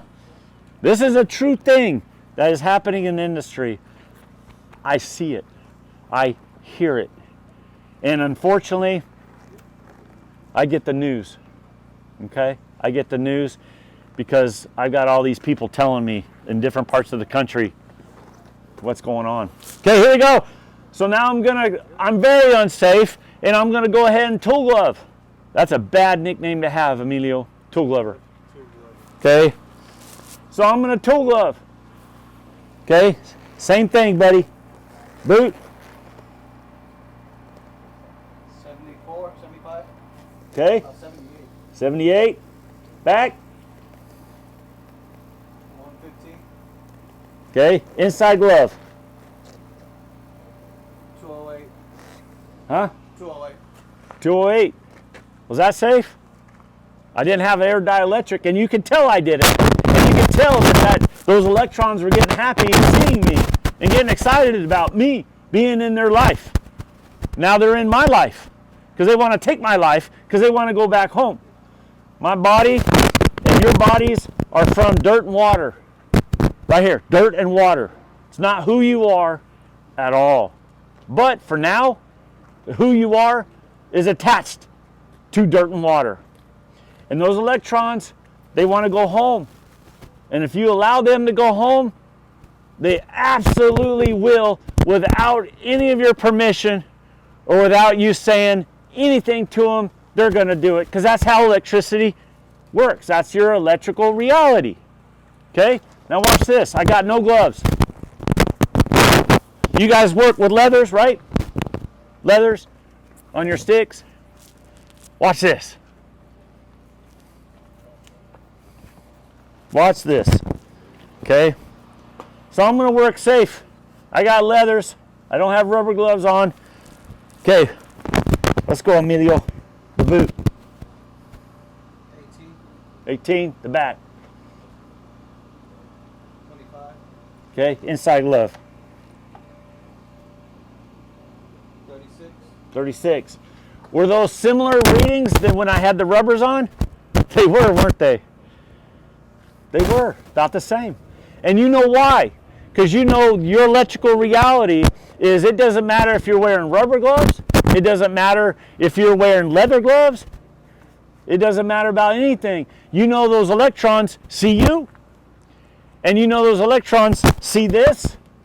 And when you're working in those electrons are coupling with you. Even when you're safe. Okay? True story. That's just how it is. All right? All right. Any questions thus far? Good? Okay, let's do some phasing. We're going to come over here, Matt. Okay? And this actually is pretty good. Thank you for bringing it up. Because I was supposed to show you and I forgot. It's the second thing that goes. Okay? So I'm going to stand on a mat. Okay? This is super dielectric. So if I put a super dielectric on or stand on a mat, I'm feeling pretty safe.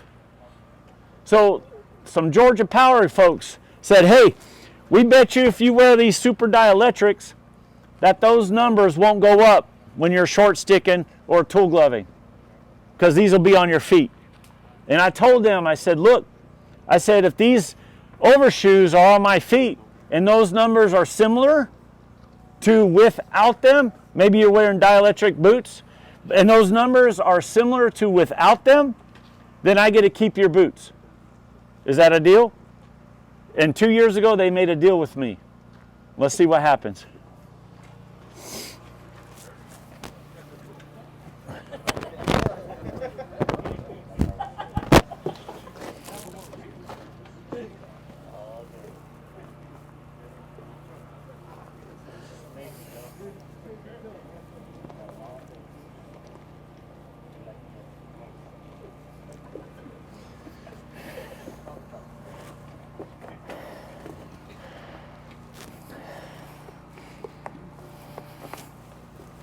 All right, so I'm standing on a blanket.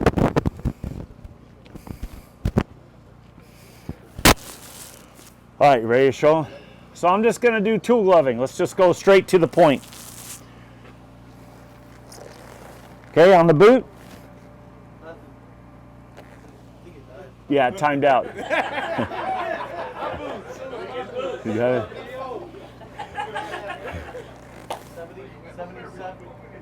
80. 80? 80. Is that similar? Back? 135. Similar, isn't it? Inside glove. Right there. 246. 246. Okay, similar, isn't it? Then what? Yeah, similar.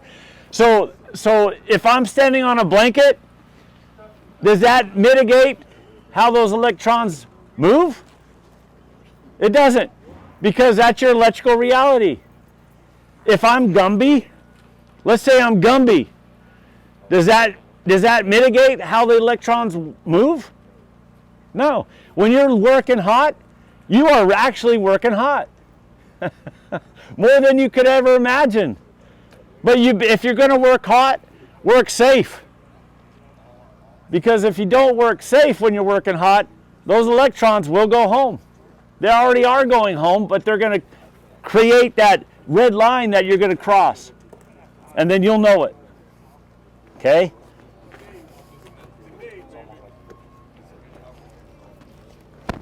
All right. Let's go over here, Julio. Let me turn this off. Okay, now we're over here, guys. Okay, Julio and I, Julio. Emilio and I. I'm short stay. No. Well, don't tell me about it. Okay. Just keep that quiet. Hey, okay, guys. So Emilio and I, Emilio and I, we're at this new job site. Okay, this is our second job site of the day. So the second job site of the day, new job site, we're going to do the same thing. So what we're going to do is we're going to use our tool and we're going to test the tool on a live known voltage source, correct? Make sure the tool's functioning. We're going to phase here off the capacitive test points. So we want to make sure that the capacitive test points are energized before we phase, correct? Okay, so that makes sense. But the biggest thing that we're going to do is Emilio's going to ask me if my head's in the game and if I'm mutually accountable to him at this job site today. Okay? We're going to talk about it. It was on the job brief and I signed it. When you sign off on a job brief, you guys never sign off on a job brief. When you sign a job brief, you are confirming that you are in covenant. You are confirming that you're committed. You're confirming that you have an oath with your fellow line brothers and line sisters. That's what you do when you sign a job brief. Okay? You're confirming your oath and your covenant. Emilio and I, we don't even get along. I don't like him, and he hates me. Okay? I got tats, I got piercings, I speak bad, foul language, and I put him down, which I shouldn't, but I do. And he don't like it, and he don't like me. But when you sign that job brief and you confirm your oath and your covenant as a lineman, it doesn't matter who you work with that day. It doesn't matter if he's the golden boy and he's the golden team. He's the dream team.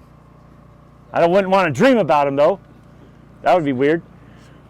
But when you sign that oath, that covenant, you're going to watch out for each other because that's what a lineman does. If you're working with somebody, it doesn't matter if you don't like them or if you do like them. That's where we got to be, in your head. It's not about your feelings towards one another if you dislike him. So let me ask you, does relationship affect crew safety? It shouldn't. And that's where we need to get. But it does. Typically it does. And that's where we need to get away from. If you have a relationship with somebody on your crew that stinks, the only reason why it stinks when you're doing line work is because you're allowing it to in your head. And it shouldn't be in your head. After work, you don't have to like each other. During work, you don't have to like each other.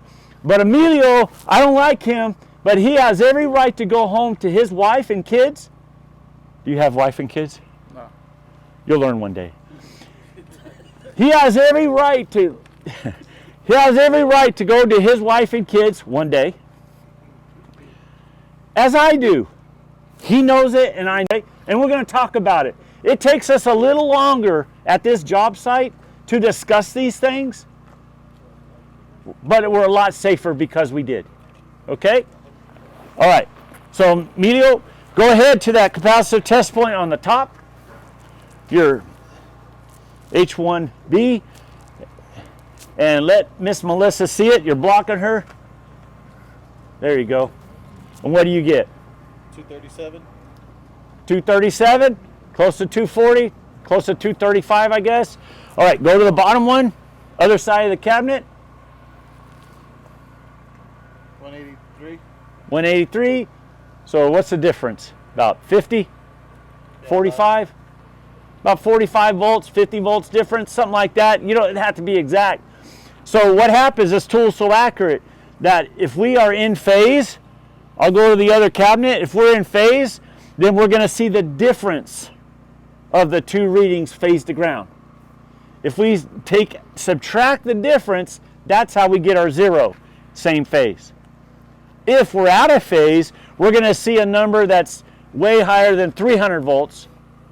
Okay, our multiplier 1.73 or so. And we're gonna know that we're out of phase. You don't need a calculator. You just see these big numbers. That's a lot bigger than the phase to ground number of any of those two elbows. And we know that the reading from phase to ground on each elbow is a little different. The reason why we know is because we know that the components from that top elbow are slightly different in arrangement with the elbow and the elbow with the ground plane. Does that make sense? The other one is a little different than the upper one. So our voltage readings are a little different, and because we know how electricity works. So that's fine. All right, so I'm going to go to the other side or the other cabinet. The cord, it can lay on top of a metal box. That's fine. We're not worried about that. It's safe. So I go to the other one and go ahead to the top. I'll go around, and what you get? 43. 43. That's close to 45. Do the math. We're in phase. Okay? Real simple. Okay, buddy, let's go to this cabinet right here hanging on the trailer. See right there? Now remember, that's 20,000 volts. Okay, so just remember that.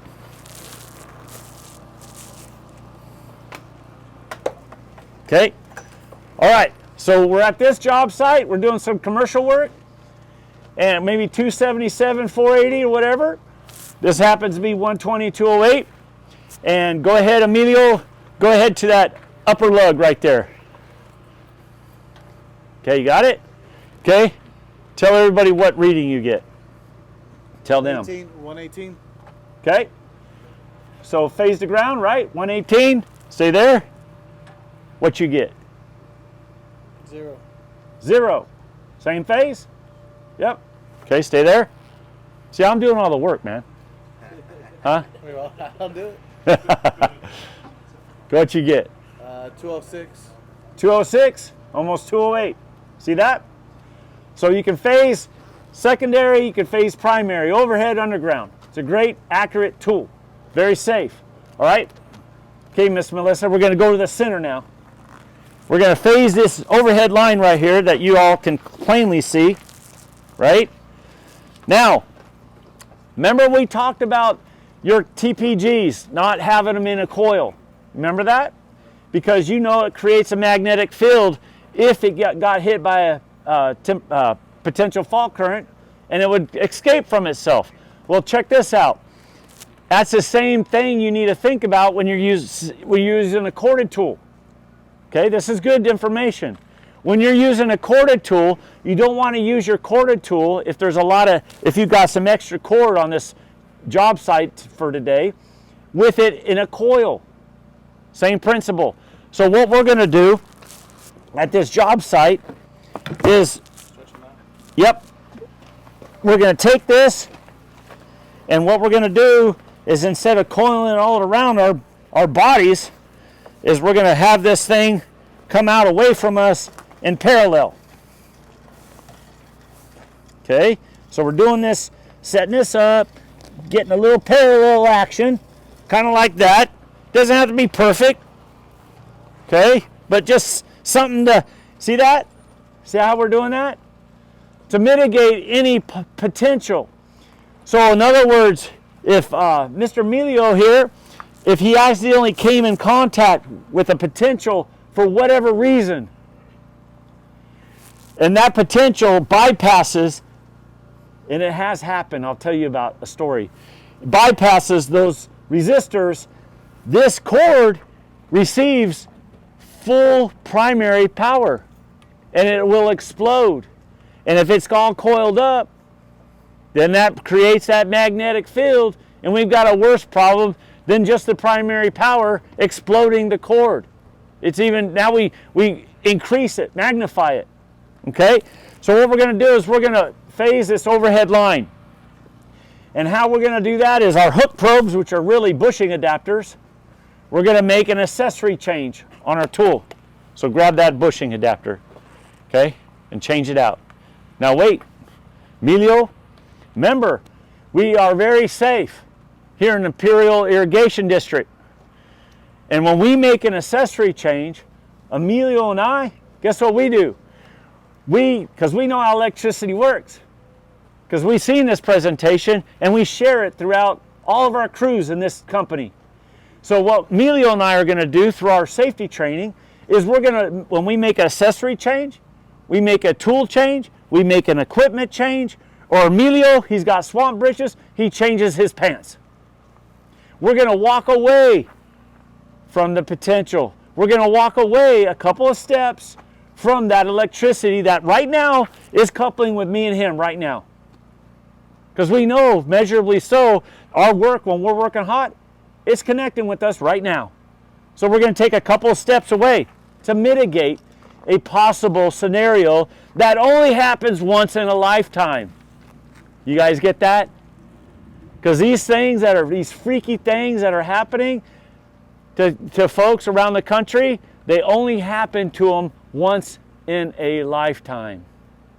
Okay, think about that. All right, let's make the change, buddy.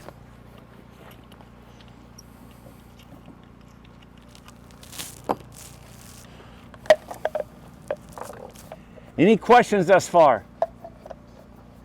Is this okay training? Is it okay safety? Okay. I hope it's okay.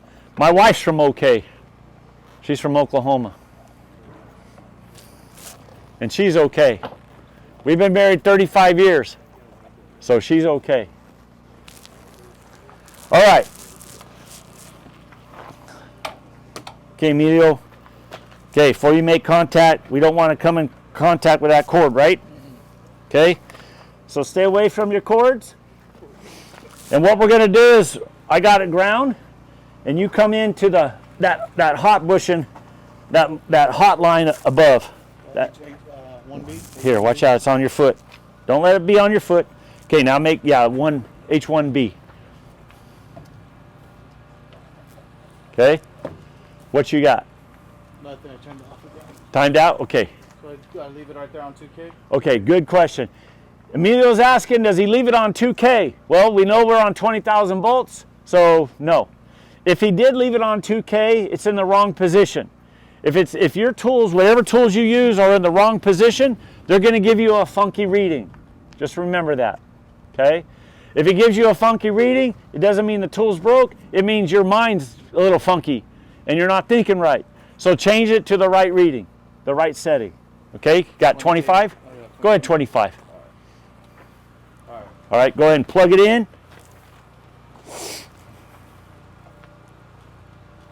Okay. Okay, got it all the way in. Yeah. Shove it. There you go. There you go, 20,000. Okay, 20,000 volts. Now what I'm going to do, remember we're at the middle, this middle overhead line in El Centro, California. This is the middle overhead line out of the three. So we're at a new job site. So the tool's working on a Linemen voltage source. We're going to phase. Our phases are hot. We also verify this new job site. Same day, new job site. We're going to verify that I'm mutually accountable to Emilio. Emilio's going to verify he's mutually accountable to me. Same day, but different job site. Okay? Super important. All right. I'm going to go to the other side of the cabinet or another cabinet. Plug in. What you get? 0.3. 0.3. Almost zero. The reason why it's not zero is because this cord, do you hear that buzz? I hear the humming. Yeah. There's a little bleed on that cord. There's about a 0.5 milliamp a current that flows through that cord at all times when you're using it. Okay? So we're phasing, so we know we're in phase. Now what we're going to do is, and this is important, safety, is whenever you high pot, whenever you phase, what you're going to do is you're going to go with the secondary probe to ground first.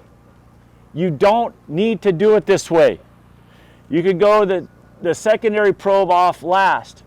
But what we want to do is we're going to do it in this sequence because we want the tool to speak to us and tell us when it's de-energized. So I'm going to the ground first with the secondary probe. Stay there. Now, Emilio knows that when he pulls that tool off, he knows that because of these resistors in the probe, he knows that that tool is going to take about 2 seconds to de-energize because of the resistors. It's not instant. It takes just a few seconds. But he's going to pull the meter head off last because he wants the tool to tell him that it's de-energized. You see the safety involved here? It's not that important. But all these little details, all these little things add up to the big picture. Because if these little things are important, then the big things become and are formulated to be important as well. And the little things add up to the big thing in your mind. You see what I'm saying? It's a culture, it's a consciousness. It's a mental thinking. Right here, condition. Okay? So all these little details are actually helping you when you get to another job site to think different. Your mind is different, so you're going to pay attention to all these different things, scenarios that could take place. Okay? All right, so go ahead and pull off, and let's see what happens. Let the tool talk. Took about 2 seconds. See? See how it works? Okay, did good. Okay, all right, you're done. You can turn it off, and then put your tool kind of like I have mine. Okay, against the trailer. All right. Real quick, do you all do any wireless phasing? Wireless phasing? Substation does? Do you all have any substation folks here? Do you want me to go, do you have time to go over some of the wireless phasing? Do you want to? Okay.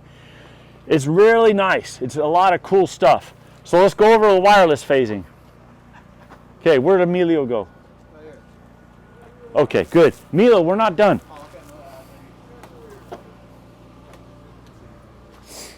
I was just getting to like you. All right. I was just starting to like you and get warmed up, man. Okay, so let's get this prepared. All right. So go ahead, Emilio, and take on this PD800W, take the 0 ohm extension off. Unscrew it. There you go. And put the bushing adapter onto the cone tip. Yep. There you go. Good job. Do that. Everybody get a hat. Everybody get a hat. Good? Okay. Don't forget to get involved with ECOS. Okay? Got some good speakers this coming up week. And our pamphlets, as far as our services for you guys, no cost, and our line stickers. Okay?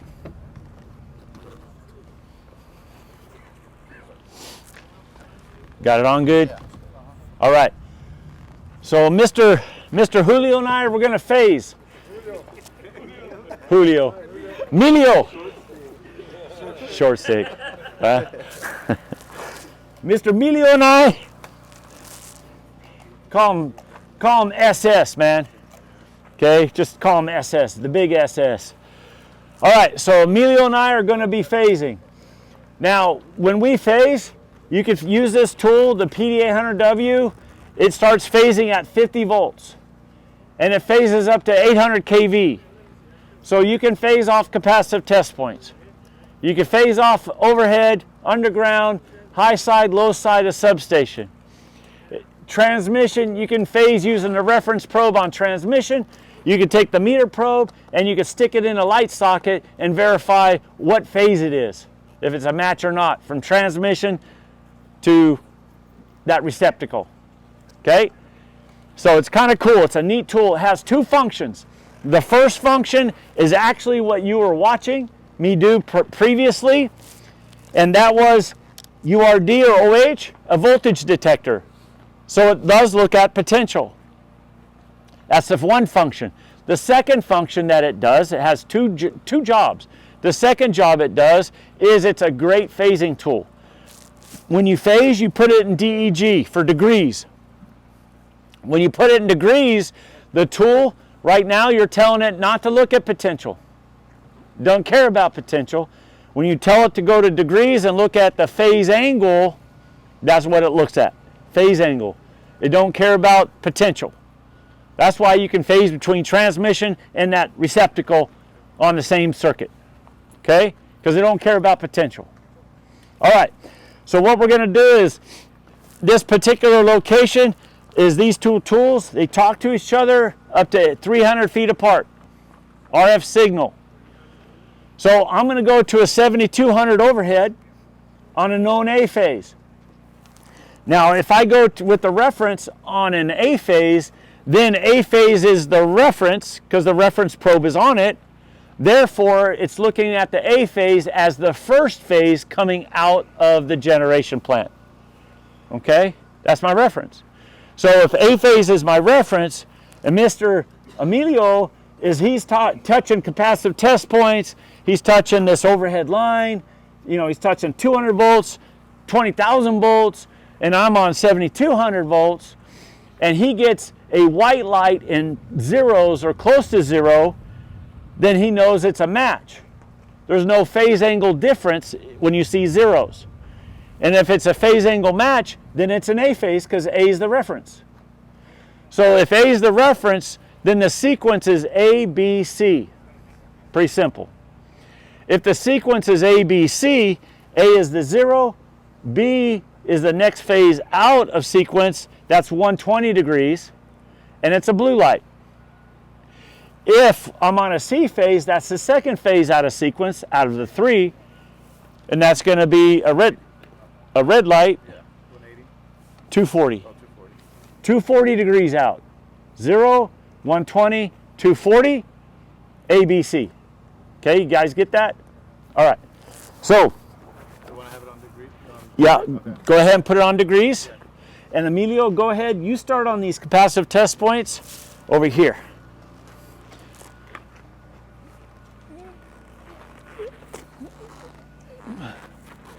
If this is energized, the reference probe has a white light.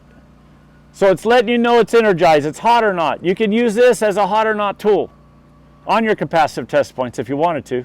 Okay, so that's energized. And what do you get? So Emilio gets a white light and he gets close to zeros.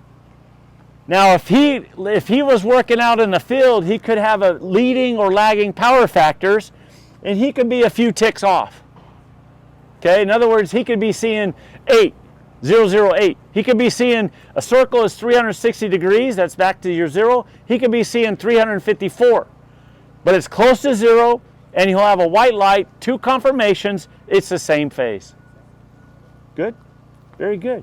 You're good at this. You've only done this for 2 years. Okay? All right. Emilio, go ahead to the overhead line, 20,000 volts. See what you get.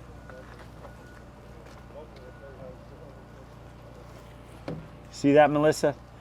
Okay, so guys, what phase is this? This overhead line, what phase? B phase. Yep, because A is the reference. So 120 out is the next phase out of sequence behind the A phase. Very good. Okay, come on over here. I don't know if this is going to work. Let's see.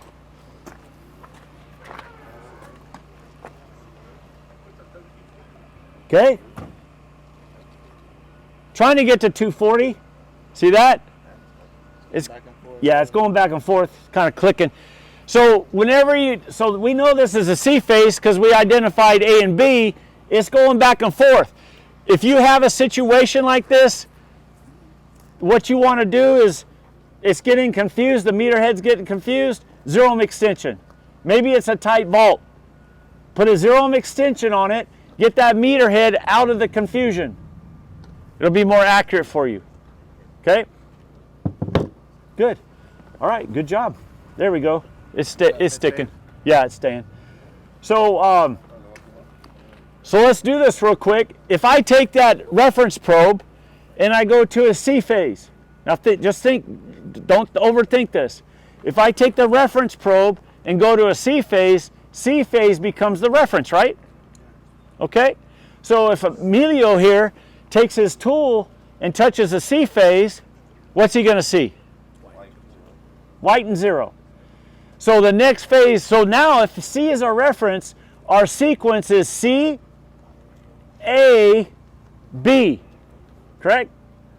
That's our sequence. C, A, B.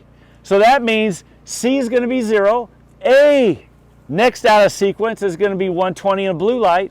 C is going to be, B is going to be the red light, 240, because C is the reference. So let's see what happens.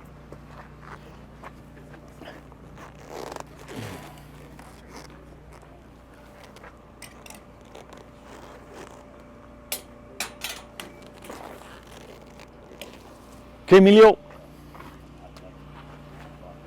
White light. White light 0. What phase is that? C. Yes. That's Spanish for yes. Okay? All right. You guys are pretty good at Spanish around here. All right. Go ahead to your overhead line. Overhead line, Emilio. Good. Good eye. Good observe. See? There he goes. What phase is that? Second out of sequence, right? B phase. Very good, guys. Okay, go ahead over to our capacitive test points, Emilio.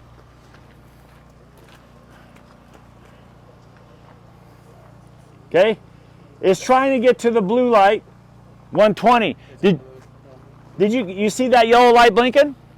So that yellow light is designed to let you know if you're 20 degrees or more out of phase.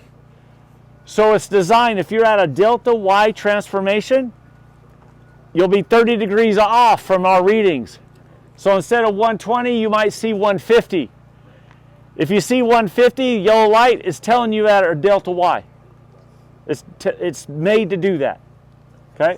Very good. All right, good. Did Emilio do a good job? Huh? Would you want him to be on your line crew? No? Okay? Safety's picking him up. All right. So, Mr. Cava, where's Mr. Cava? Cave? Mr. Cave? Not here? So, Emilio, can you walk around and that generator? Yeah. And there's a key. And if you take that key and just go to the off position. Thank you. So we're going to de-energize. We're going to de-energize, folks, and we're going to talk about some tool tech. Some tool tech now. We're doing tactical safety, and now we're going to go in some tool tech. And then we're going to get into psychological safety. These are a lot smaller in size as far as time. So it's just real quick things, real quick things we're going to talk about. Okay, real quick. On our wireless phaser, if you have a base unit, you simply take your base unit and you plug it into a receptacle at a substation. Typically, that's where the folks do it. Or you do it here at the office or at your house, whatever you choose.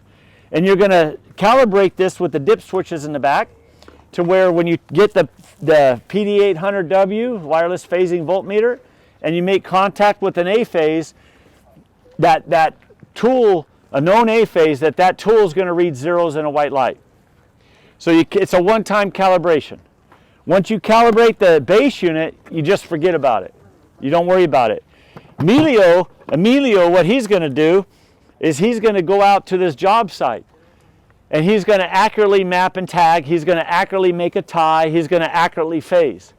But this area that he is going to, he's not sure if the phase is what it says it is.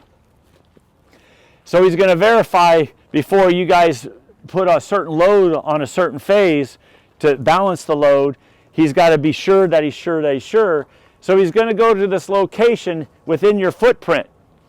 And he's going to go ahead and take a cell phone and the field unit and the PD800W meter. That's on it. Right here. PD800W meter. And this reference probe that's hanging up there. And what he's going to do is he's going to go to that location in California, Timbuktu.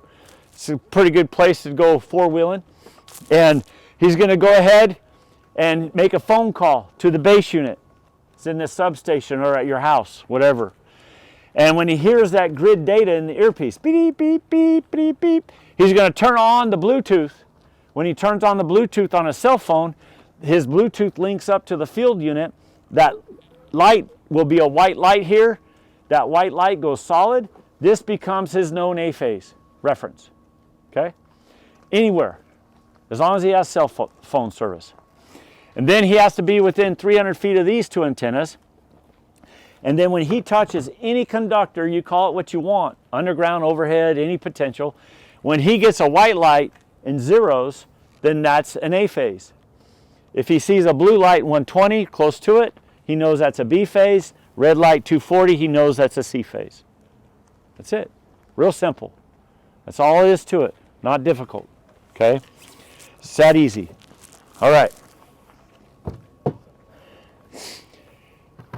Any questions? It's very simple. Okay. Now, real quick, battery operated high pot. Do you guys use our battery operated high potter? Okay. So you do? Yeah, but not that one. The gray box? No, it's black. Black, so that would be a smaller unit. Yeah, It's not ours then.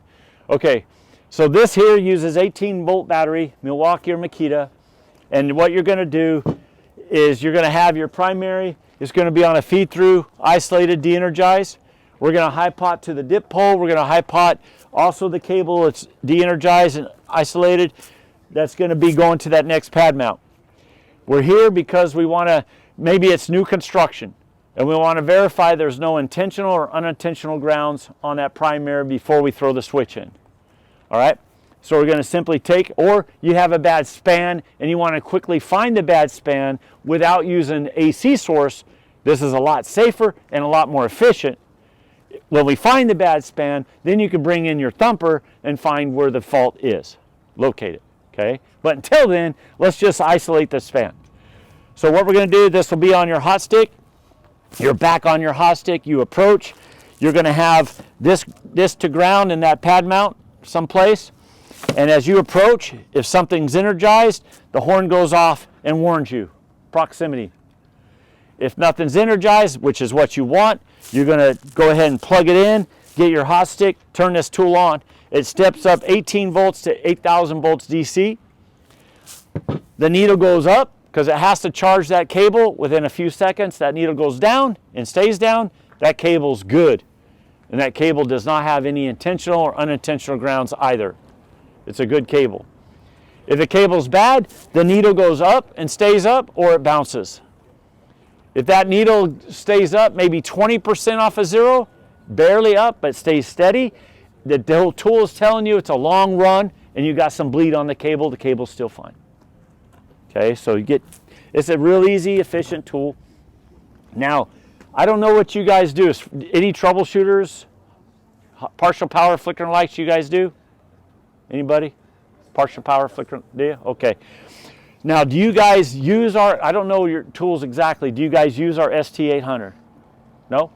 All right, real quick, this is a must-have tool for your troubleshooters. This tool here, what this does is it sources up to 800 amps.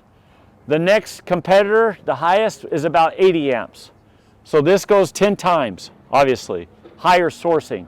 So this does a better job, more efficient, better, and once you make your repair, you can retest, and you can find an issue that the homeowner won't find until maybe 2 or 3 years later, but you'll be proactive and preemptive because it sources so much amperage, so much load, that you'll find it before the homeowner calls you back. So this tool is really excellent. So that's the first function, is service testing. Again, there's videos on everything. My brother Joe Bierer, he did one on this, and he talks about all 5 functions. Service testing is one. The other function it has is with the STRCV. This is the service test receiver. This picks up the pulse. So now, if we want to take that home, it's inside the trailer, that right bottom home where the ST is hanging on that can by this magnet right here on the back, That right bottom home, we want to pull out of service, keep everybody else in service. We come here in this pad mount, and all those cables, they're labeled, but we can't read the labels no more, or there is no label. We want to identify. This picks up the pulse. So now you can identify your secondaries and test your secondaries with the same tool. You also, with the same tool, can identify positively your feed in and feed out at the pad mount. That's the third function. You also can, with this tool, with the CT clamp attached right here, the interconnect cable goes into the back of this tool. It's more sensitive with the CT clamp, and now we can identify that cable in the ditch or in the manhole, energized or de-energized, with the same tool. There's 5 functions. It's very versatile, not expensive, and it's an awesome tool to have for troubleshooters. Okay? So watch the video. Everybody that gets these, they put them on all their troubleshooters' trucks because they're an awesome tool, and they learn that it is actually a great tool. Okay? And you guys can trial anything. Kava can set it up for you guys. We also have cable ID tools, and this one here does 3-phase. I didn't put the cables on it. I knew I was forgetting something today. But what this tool does is it's powered by two batteries. You got ground bonded. You've got A and B and C going on your conductors. They're isolated, de-energized. The far end is isolated and it's grounded. It's bonded to your concentrics and the ground. And then we've got a couple T's here, maybe a couple manholes in between. You can leave all that intact. Everything in between, you just keep connected. And what we're going to do is we're going to turn on the tool. We're going to look for continuity. You'll see the lights go continuity is good. A, B, and C has a path through the conductor, back to ground, back to the tool. Okay? And then what you're going to do is it puts 1 pulse on A, 2 on B, and 3 on C. And all you do is you go to your CT clamp, go to your receiver. When you see 1 pulse, you hear it. It's got a sound, and you see it. It's got a light. When you see 1 pulse, that's an A phase. You move the clamp to the next cable. When you see 2 pulses, 2 lights, and you hear it, that's a B phase. Go your last cable, you hear obviously now the 3, and you see the 3, that's a C phase. That's an easy tool to use for underground, okay? So that's kind of our tools. That's our tech tool, our tool tech. And now I want to talk to you about psychological safety. All right, you guys ready? Okay, this is the most important thing. Okay, Melissa, this is the most important thing. All right, so what we're going to do is talk about psychological safety. So doing this for 6 years around the country, coast to coast, you know, past the border. The thing that I've learned what's happening out in the field is guys are getting hurt because of a lack of not safety training, not a lack of going into classrooms, not a lack of field safety, not a lack of this and that regarding safety. What I have found is why folks are getting hurt is because they're not psychological safe. Their mindsets are not safe. There's so many things out there that are influencing or they try to influence your mind. We have politics, we have all these divisions, we have all these things. Maybe you're in debt and you're under pressure because of that debt, because you're living above your means and you want to make more and have more. And what happens is those things start controlling who you are meant to be.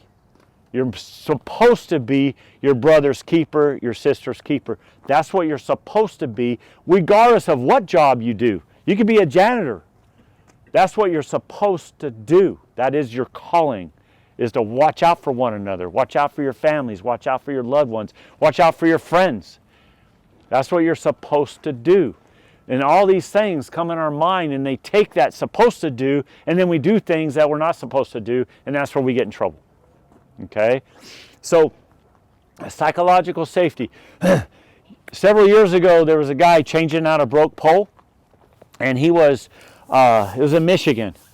and they knew the conductors were hot. He was with his buddy. They knew the conductors were hot, and his buddy was pulling out the good pole with the boom, and 20-year journeyman lineman was in the truck at the exact same moment, getting some gear out of the truck. The boom hits the conductors.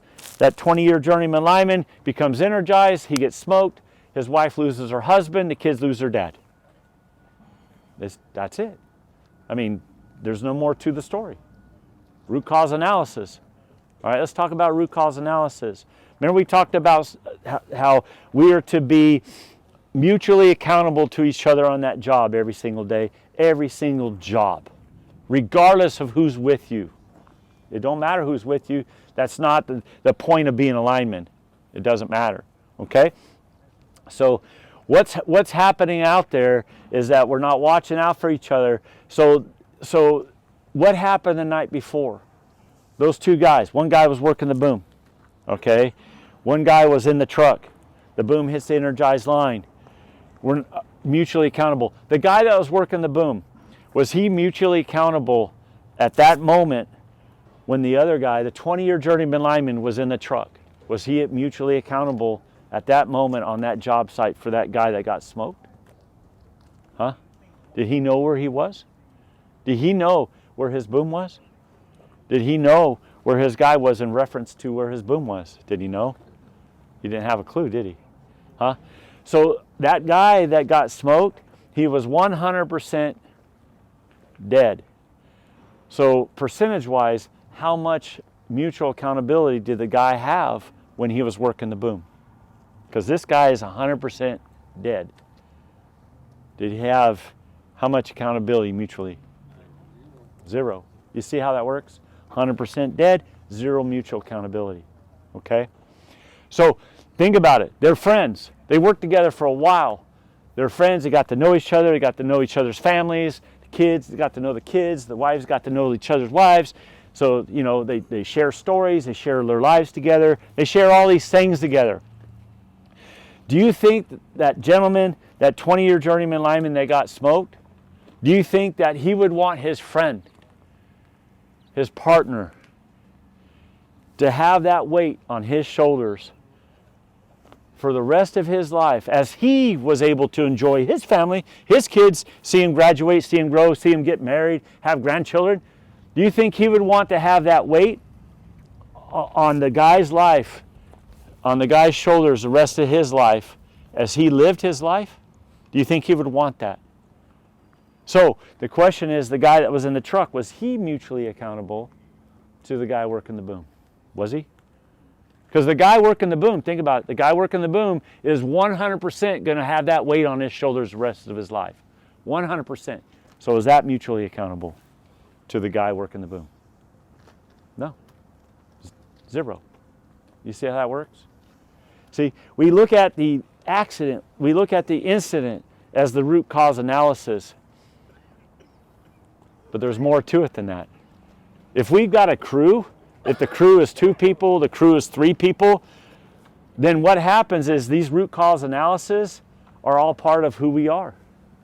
Okay? It's not that's a particular piece of equipment. It's not because we had a lack of training. It's because we have a lack of psychological safety. We're thinking of other things. You see how that works? So I go out with Emilio. I go out with him. I'm a foreman. I'm Emilio's foreman. And I go out with him. And I come in the truck that morning and I'm half drunk. And we're going to go to this job site. I'm half drunk. Emilio doesn't know it. Driving to the job site, he realizes that I'm falling asleep, I stink a little bit, and it's like, man, I'm not on my game, because Emilio has worked with me before, he's seen me in action before, and he knows that I'm not on the game. He's suspect. Something's just up. And so we talk a little bit. He wakes me up. Hey, Brent, man, we're almost there. And he finds out that I was up all night. I was up all night with my friends from St. David, Arizona that I haven't seen in 20 years, and we had some beers together. Okay? So that night before, I knew I was on call. The night before, I knew that I was going to be working with one of you guys. The night before, was I personally preparing? Was I personally accountable to Emilio that night before? Was I? I wasn't at all. So that other line that we need to add to our tailboards, that other line that we need to add to our job brief is a line called, I am personally accountable. And I'm going to check it off. I am personally accountable, and I'm going to sign that piece of paper, that oath and that covenant, and that commitment to you all, that commitment to Mr. Emilio, that I am personally accountable to him that night before I was prepared to be with him that day of work or that call out. You guys get this? We need to be personally accountable.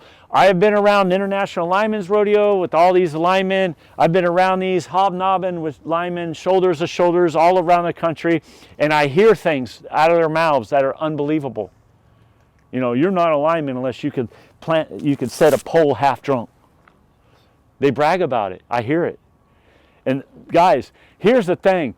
You know, we talk about behavior out in the field. We talk about, you know, taking care of these incidents and talking about things. But the thing that's been happening for 20 to 30 years, guess what? The severe incidences, folks losing arms, losing body parts, and death has flatlined for 30 years. It has not gone down. We are doing more safety. We are eating safety. We're walking around with a gut full of safety. All right? But it hasn't changed what? Here. We haven't changed. We still got our egos. We still got our pride. We still think we're cowboys. We think we're better than everybody else. And we think we're something else.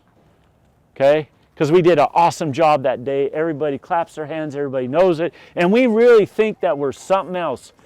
But when you think you're something else, think about it. When you think you're something else, where's the safety that you're supposed to be thinking of? This is why guys are getting hurt. Several years ago, a guy was in a boom truck. He was in a bucket. He's in the bucket, and he goes up to the conductors to do some work.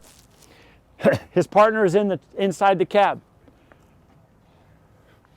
Okay? He gets stuck. He's going in the bucket. He gets stuck on some lower communication line. He doesn't pause. He doesn't say nothing. He's going to, on his own, he's going to be the cowboy. He's going to go all on his own. And he's going to work those hydraulics, build up pressure, and he's going to pop loose. Because he knows he could.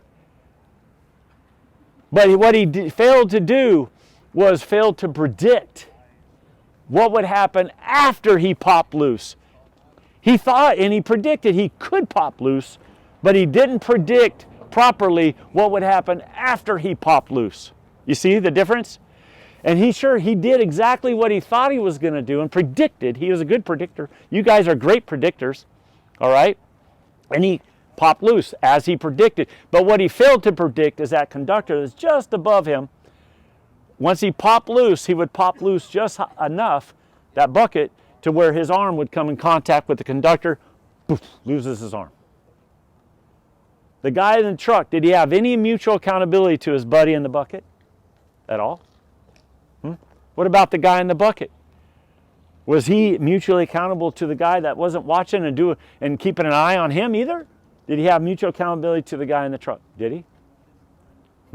You see what's going on? Another story. This is so important. This is what's happening. And it's so sad. Several years ago, there was a lineman that he was within 1 hour. Think about this. 1 hour of signing his first home with his brand new wife. He just topped out. He's just a journeyman lineman. He's making great money. He's at the top of his game. He's doing great. He's getting taken care of. He's got a wonderful woman, and he's going to sign his house in an hour. It's at the end of the day. He's hot. He's tired. He's hungry. He's thinking about his house. Was he thinking about safety?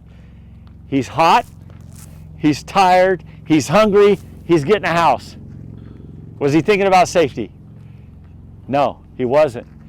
And just an hour before, top of the game, hour before he signs a house, his one arm comes in contact with the conductor as he's holding the guide wire. He wakes up in the hospital. Both arms have already been amputated when he wakes up. Within 3 months, he loses the house, he loses his wife, and he loses his job. And he's down here. He was here, and he's down there. Think about it. How responsible is it for a lineman that gets married? Now think about this. Has wife, have a child. How responsible is that lineman? And he loses an arm because he's thinking of something else. His wife wants to have children. She wanted a husband that could throw and play ball with the kids. That's what she was looking for. She wanted a husband that could kick soccer, kick ball, football, go football with their kids. But he lost a leg because of step potential. He lost a leg, and he can't do that no more. How responsible was he to her? You think she's going to be, she's going to be very sad, very upset. But could she also get pissed off and angry? Because you guys got to have the responsibility for one another, for each other, to watch each other and truly be. Don't be talking about it, just do it. And be your brother's keeper and your sister's keeper, because that person that has a wife that wants kids for the husband to play games with, he deserves to go home with all of his body parts, and you need to be mutually accountable and personally accountable the night before. All right? And guys, you are very responsible and accountable to your families. Do not take shortcuts and do not do things and let your gut and the things that are happening around you take precedence over safety. Okay? Just deal with it. All right. I got more, but we could go more, but that's enough. And you guys have any questions? Do you have any questions? Okay? That's all. Thank you, guys.